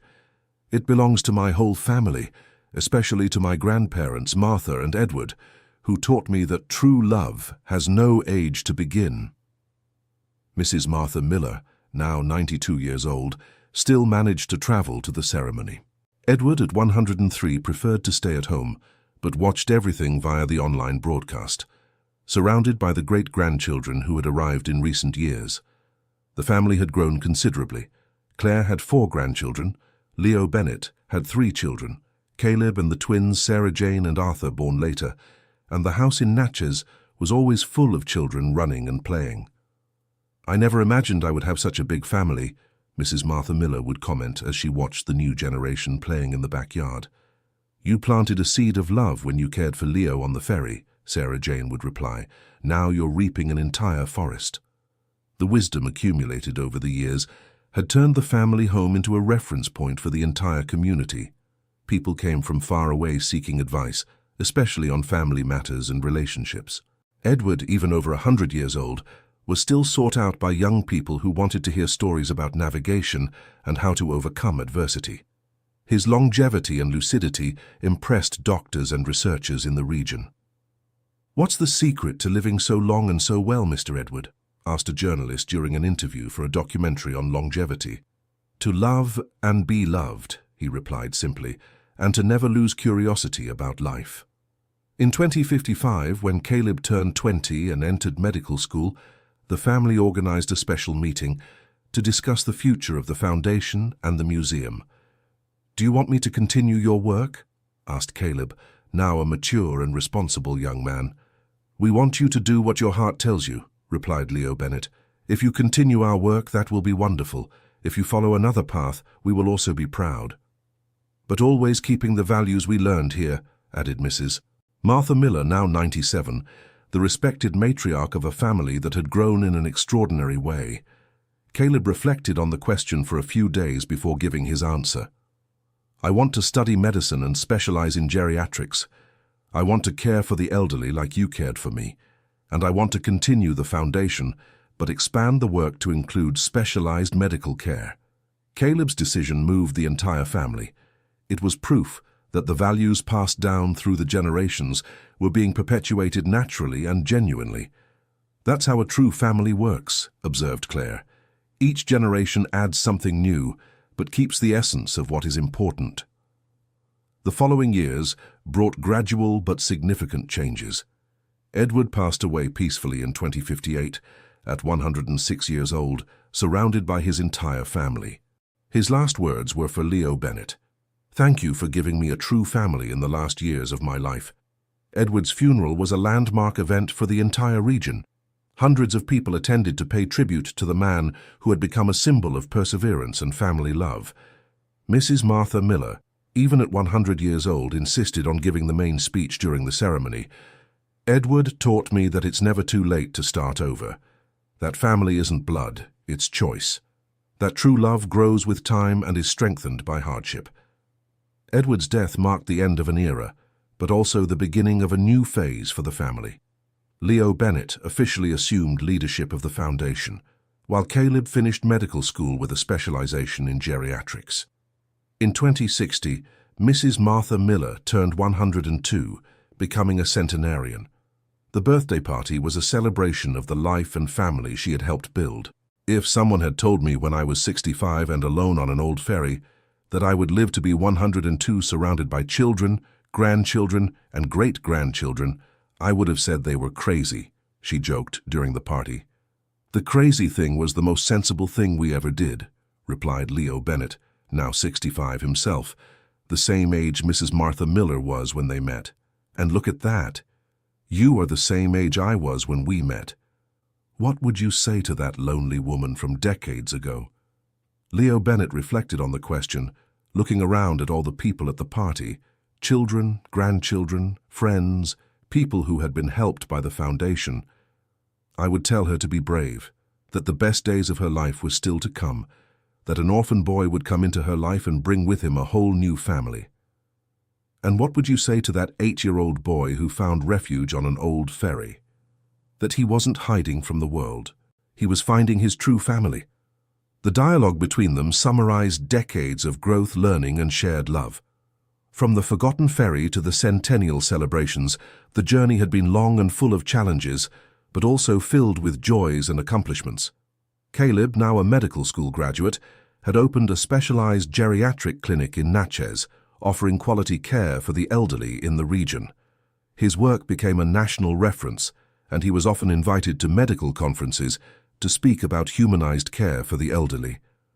"What I learned from my great-grandparents taught me that treating the elderly isn't just about caring for the body," he explained during a lecture. "It's about caring for the history, the memories, the dignity of an entire life." Caleb's clinic became an integral part of the foundation, offering not only medical care but also intergenerational integration programs. Children from the foster program regularly visited the elderly at the clinic, creating emotional bonds that benefited both groups. "This is how it should always be," commented Mrs. Martha Miller, watching a 5-year-old child read a book to an 80-year-old man. All generations together, helping each other. In 2065, when Leo Bennett turned 70, the family organized a big celebration that also marked the foundation's 50th anniversary. 50 years of work had resulted in thousands of families formed and transformed. "Dad, what are you most proud of in this entire journey?" asked Caleb during the party. Leo Bennett looked around, seeing Mrs. Martha Miller, now at 107, still lucid and participatory, seeing Claire with her children and grandchildren, seeing his own descendants spread across the yard. Proud to have learned that a true family is like a tree. It starts with a small seed, but if you take good care of it, it can grow big enough to give shade to many generations. And what was the seed of our tree? Love. A love that began when your great-grandmother had the courage to care for an unknown boy on an old ferry. Everything that exists today was born from that first gesture of kindness. The conversation was interrupted by a commotion in the yard. The youngest children had discovered old photos of the ferry and were asking to visit it at the museum. "Grandpa Leo, tell the story of the ferry," they shouted in unison. "Shall we go to the museum to see the real ferry?" suggested Caleb. The whole family headed to the museum, which was just a few blocks from home. The ferry Daisy of the Mississippi was perfectly preserved, displayed in a special room with lighting that made it seem even more majestic. The children ran to explore every corner of the vessel, while the adults watched with emotion. It's impressive how it seems smaller than I remembered, commented Leo Bennett. Maybe because our family has grown so much that we'd need a much bigger ferry today, joked Sarah Jane. Or perhaps because the dreams that were born here grew bigger than the ferry itself, suggested Claire. Mrs. Martha Miller, leaning on a wheelchair but still alert, asked to be taken to the Blue Beetle where Leo Bennett had slept so many nights. "Can I get in there one last time?" she asked. Carefully, the family helped her sit in the back seat of the car. For a few minutes she sat in silence, clearly reliving memories of those first days on the ferry. "What are you thinking, Grandma?" asked Caleb. "I'm thinking about that frightened boy I found here, and the wonderful man he became. I'm thinking about how our life changed in this place." She looked around the car affectionately. "This old Beetle was our family's first home. And now we have houses all over the city," observed Leo Bennett. "But this one will always be the most important. It was here that we learned to be a family." The visit to the museum became a family tradition. Every year, on Leo Bennett's birthday, everyone would gather at the ferry to remember the story and reflect on the journey traveled. In 2070, when Mrs. Martha Miller turned 112, she became one of the longest living people in the country. Journalists and researchers came from all over Brazil to study her longevity and mental vitality. "What's the secret, Mrs. Martha Miller?" they would invariably ask. "Purpose," she would reply simply. "I've always had a purpose to take care of my family. As long as they need me, I'll be here." Caleb, now a nationally recognized doctor, often cited his great-grandmother in his research on healthy longevity. "My great-grandmother's longevity is scientific proof that strong family bonds are the best preventive medicine there is," he stated at medical conferences. The family's story had become study material at universities, being used in psychology, social work, and medicine courses as an example of resilience and bond formation. In 2075, Leo Bennett turned 80, 8 decades of life, 67 of which he had spent with his chosen family. The birthday party gathered over 200 people, including former beneficiaries of the foundation, patients from Caleb's clinic, and families who had been inspired by their story to form. 80 years, huh, Dad?" joked Caleb, now 55 and a father of 4. "You're catching up to great-grandma." "I still have 32 years to go to reach her age," laughed Leo Bennett. "But if her genetics work on me too, we still have a lot of time together." Mrs. Martha Miller, now 117, continued to be the loving center of the family. Although physically more fragile, her mind remained clear, and she continued to give advice and blessings to the new generations. "You know what makes me most proud of you, my son?" she said to Leo Bennett during the party. "What, Mother?" "That you taught your children and grandchildren to value family the same way you learned from me and from Edward.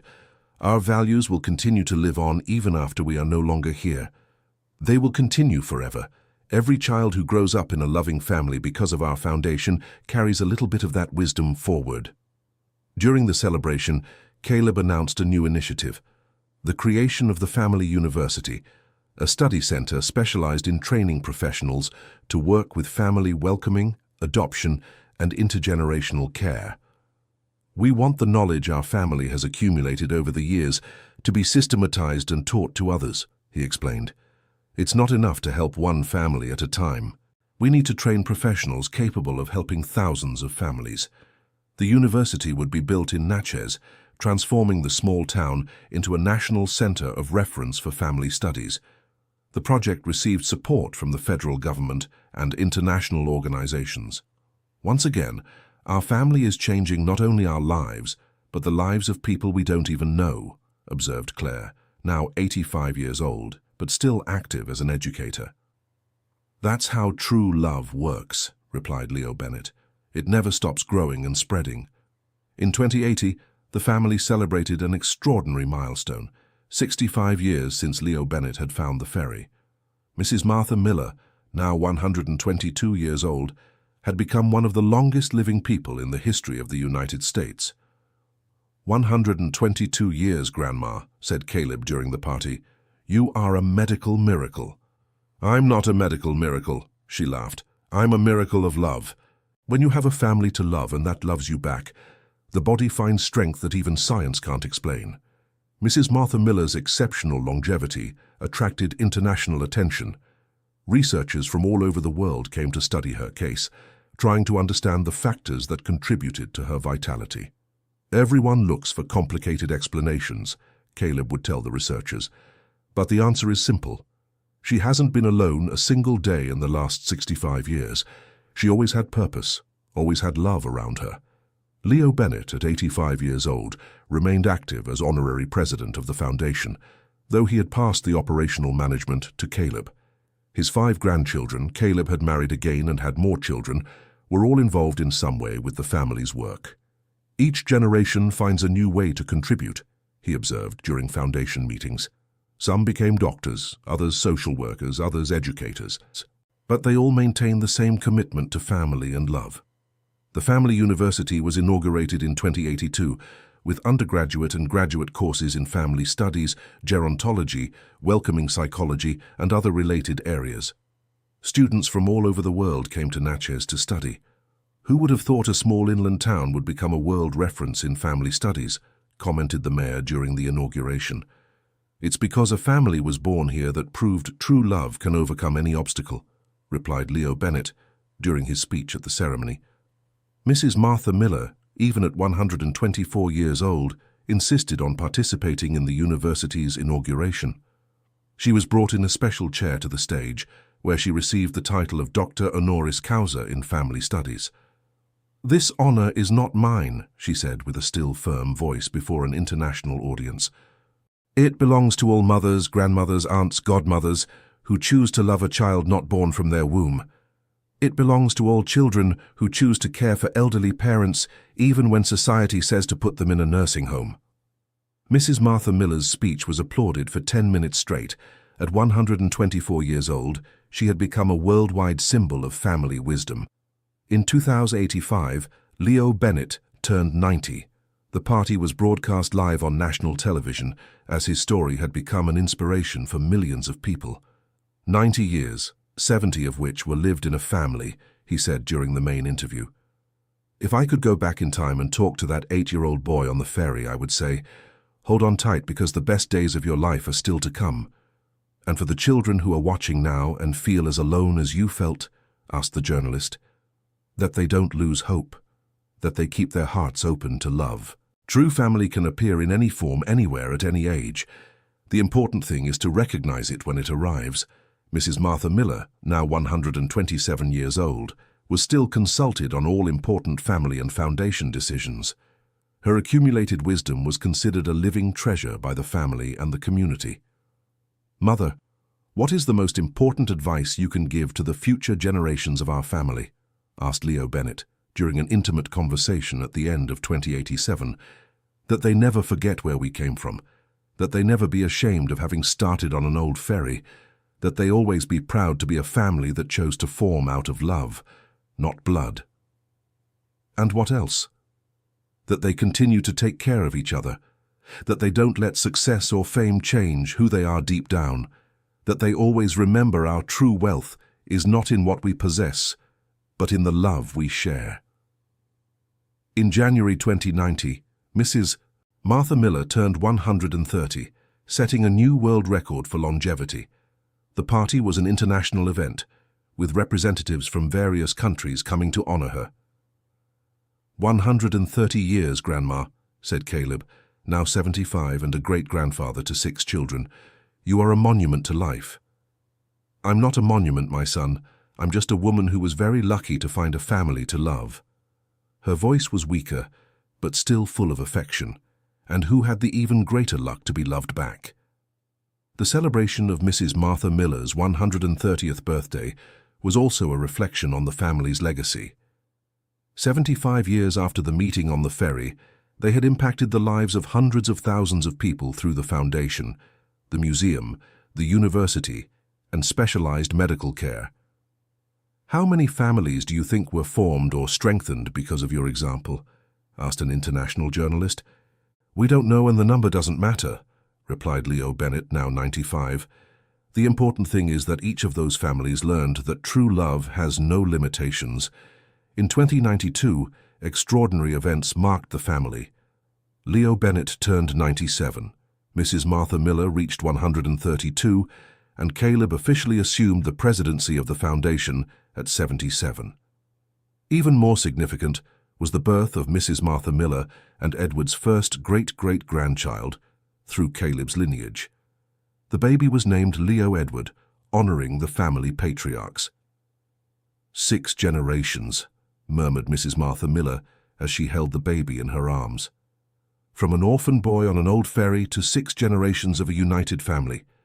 If that's not a miracle of love, I don't know what is. The photo of Mrs.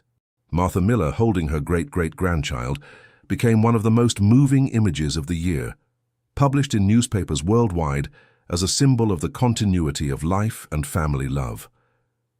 In 2095, Leo Bennett turned 100. The centennial celebration was a celebration not just of his life, but of the entire family legacy that had begun on a forgotten ferry.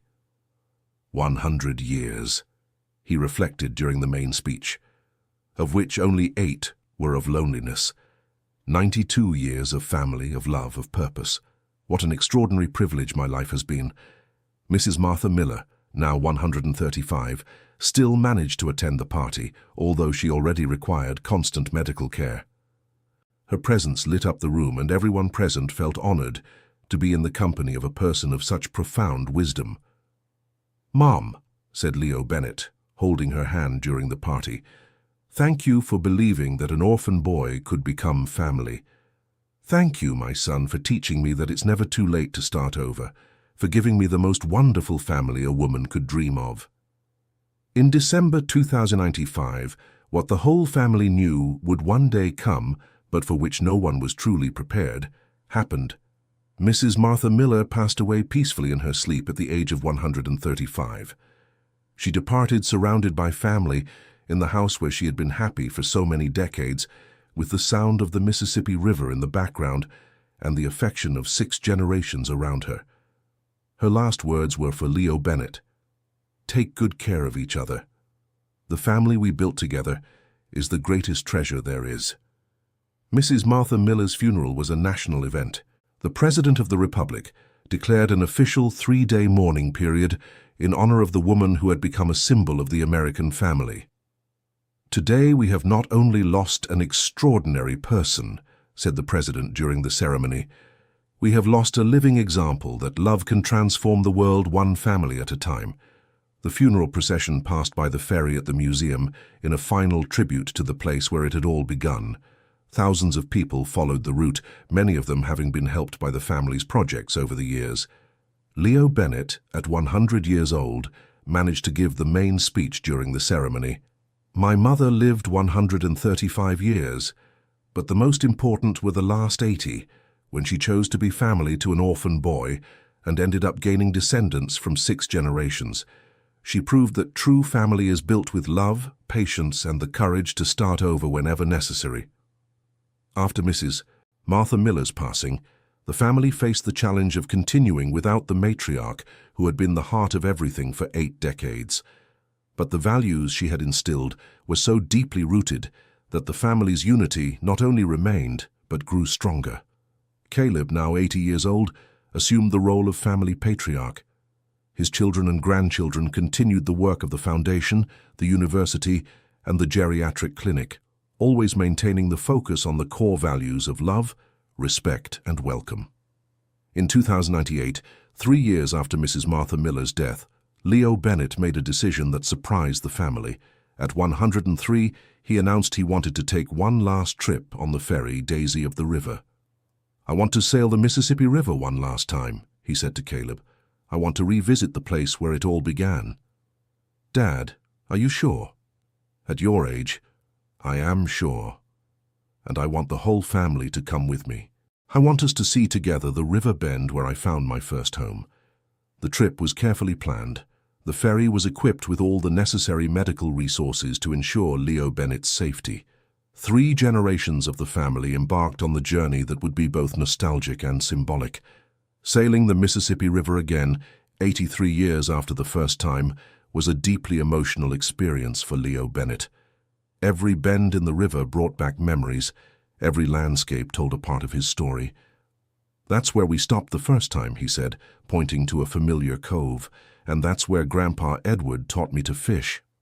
"And there?" asked Leo Edward Jr., his great-great-grandson, now a 6-year-old boy. "There is where I learned that true family is the one that chooses to sail together, even when the waters get rough." The trip lasted 3 days, the same amount of time they had taken in the original escape. But this time, instead of fleeing from fear, they were celebrating an entire lifetime of love and achievements. On the last night of the trip, the whole family gathered on the ferry deck for a special ceremony. Leo Bennett had prepared a letter to be read after his death, but decided to share it right then and there, under the stars of the backcountry. "My dear family," he read with an emotional voice. "When I was a frightened child on an old ferry, I never imagined that one day I would be here, at 103 years old, surrounded by the most wonderful children, grandchildren, great-grandchildren, and great-great-grandchildren in the world. Our story proves that miracles happen every day. The miracle of a lonely woman who decides to care for an abandoned child. The miracle of a remorseful man who finds the courage to be a family again. The miracle of a child who learns that home is not a place, but the people who love us. I want you to always remember where we came from. To tell our story to your children and grandchildren. To never forget that the strongest family in the world began on a forgotten ferry, with an orphan boy, a lonely elderly woman, and a remorseful grandfather who decided it was worth trying to be happy together. And I want you to know that wherever I may be after I depart, I will be proud of the family we built. I will be proud of every child who found a home because of our foundation, of every elderly person cared for with dignity in our clinic, of every professional trained at our university. But most of all, I will be proud of you, my family, who turned an orphan boy into the most fulfilled and happiest man that ever existed." When he finished reading, there wasn't a dry eye on the ferry. 3 generations cried together, united by the emotion of belonging to such a beautiful and meaningful story. Leo Bennett lived 2 more years after that memorable trip. He died peacefully in January 2100, at 105 years old, surrounded by his entire family, exactly as Mrs. Martha Miller had departed. His last words were, "Thank you for giving me the chance to be a father, grandfather, great-grandfather, and great-great-grandfather. Life was far more generous to me than I ever deserved." Leo Bennett's funeral was another national event. He had become, throughout his life, a symbol of the human capacity for overcoming adversity and of the importance of family in building a better society. The museum created by the family was transformed into a national heritage site. The ferry, Daisy of the River, began to be visited by people from all over the world who wanted to see the cradle of the family that had changed the way the country viewed issues of adoption and foster care. Caleb, now 85 years old, fully assumed the leadership of the family and the organizations they created.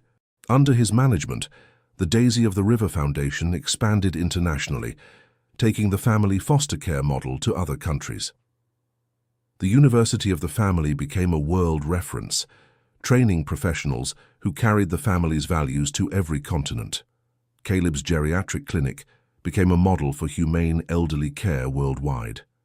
In 2105, 5 years after Leo Bennett's death, the family organized a grand celebration, 90 years since the first arrival at the ferry. The event gathered thousands of people whose lives had been touched in some way by the family's story. 90 years ago, Caleb said during the main speech, an orphan boy found an old ferry and thought he was just looking for a place to sleep. In truth, he was finding the cradle of the most beautiful family that ever existed.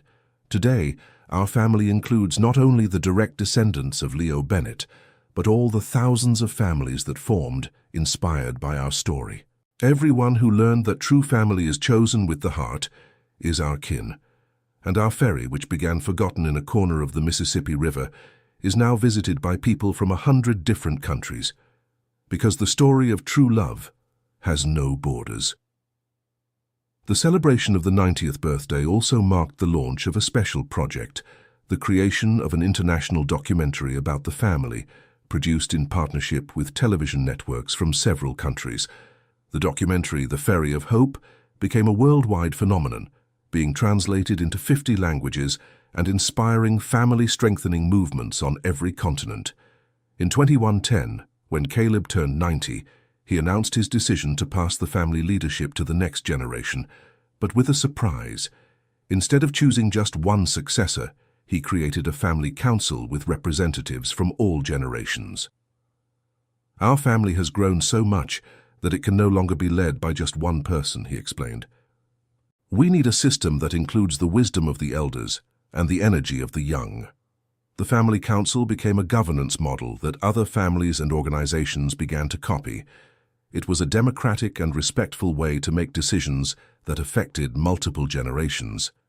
In 2115, the family celebrated an extraordinary milestone, 100 years since the first arrival at the ferry. The centennial was celebrated with a full year of events, including international conferences, art exhibitions, and book launches about the family. 100 years of a story that began with 3 people abandoned on an old ferry and now influences the lives of millions of people around the world, summarized Leo Edward, the great-great-grandson, now 23 and a recent graduate in family psychology. And the most incredible thing is that our story isn't over. Every day our family continues to grow. We continue to help other families form. We continue to prove that true love has no limits. The centennial was also marked by the inauguration of the family's largest project, an international complex in Natchez that included the expanded university, a state-of-the-art geriatric hospital, a research center on family and longevity, and an institute for public policy training on foster care. "From a forgotten ferry to a complex that will train professionals for the whole world," observed Claire, granddaughter of the original Claire, now the international director of the foundation. "It's proof that when we plant seeds of love, we harvest forests of happiness." As the years passed, new generations of the family continued to be born and raised with the values passed down by the patriarchs. Every child heard the story of the ferry from a young age. Every young person participated in family projects. Every adult contributed in some way to the continuation of the legacy. In 2120, when the family celebrated 105 years of history, they had become one of the world's most influential families in the area of family policy. Their projects existed in more than 80 countries, and the University of the Family had campuses in 20 different nations. But for the direct descendants, the most important thing remained keeping alive the essence of the original teachings: unconditional love, respect between generations, the courage to start over, and faith in the human capacity to build true bonds. "Our ancestors left us the greatest treasure possible," said Leo Edward Jr., son of the great-great-grandson, now 20 years old, during an interview for a documentary about family centenarians. "They left us the certainty that a true family is indestructible when it's built on genuine love. And our responsibility is to pass that certainty forward so that other people have the courage to form their own families, even when circumstances seem impossible." In 2125, 110 years after the meeting on the ferry, the family organized a special celebration, a great navigation along the Mississippi River with replicas of the original ferry, taking hundreds of descendants and friends to revisit the historical sites of the family journey. The voyage lasted a week and included stops at all the significant points of the story: the spot where the ferry was originally stranded, the cove where they spent their first night sailing, the arrival in Natchez, and other important landmarks. "It's moving to be here on the same river where it all began," said Daisy, great-granddaughter of Leo Bennett, now 50 years old and director of the family museum. "It's as if we could feel the presence of our ancestors in the waters." "They are here with us," replied Caleb Jr., great-grandson of Caleb, 40 years old and current president of the foundation. "Every time we help a family form, every time an elderly person is treated with dignity, every time a child finds a loving home, they are present through our actions." During the voyage, thousands of flowers were cast into the river in honor of Leo Bennett, Mrs. Martha Miller, and Edward. Each flower represented a life that had been touched by the family's story over more than a century. 110 years ago, said the current family patriarch, Miguel Bisneto, 35 years old. Three lonely people met on an old ferry and decided it was worth trying to be happy together. Today, their courageous choices have resulted in a family of thousands of people spread across the entire world. And the most beautiful part is that our story has no end. Every day a new child is born into our family. Every day a new professional graduates from our university. Every day a new family is formed inspired by our example. We are living proof that true love is the most powerful force in the universe. That one courageous decision to love can change not only our lives but the entire world. The speech echoed over the waters of the Mississippi River, the same river that had witnessed the birth of one of the most beautiful family stories ever lived. And in the waters that continued their eternal course, the flowers cast by the family floated like messages of love for the future generations who would continue the story. Because some stories have no end. They just keep expanding generation after generation, spreading love and hope wherever they go. And so, on a golden afternoon in 2125, as the replica of the ferry River Hope sailed the serene waters of the Mississippi, 7 generations of the world's most unlikely family embraced under the same sky where it had all begun, knowing that the love story that started on a forgotten ferry would continue to echo through eternity. End of story. Now tell us what you thought of the story and where you're watching from. If you have something to share with us, leave it in the comments with sincere words. Do you believe that a true family is one that chooses to stay together even through difficulties? We would love to read your opinion.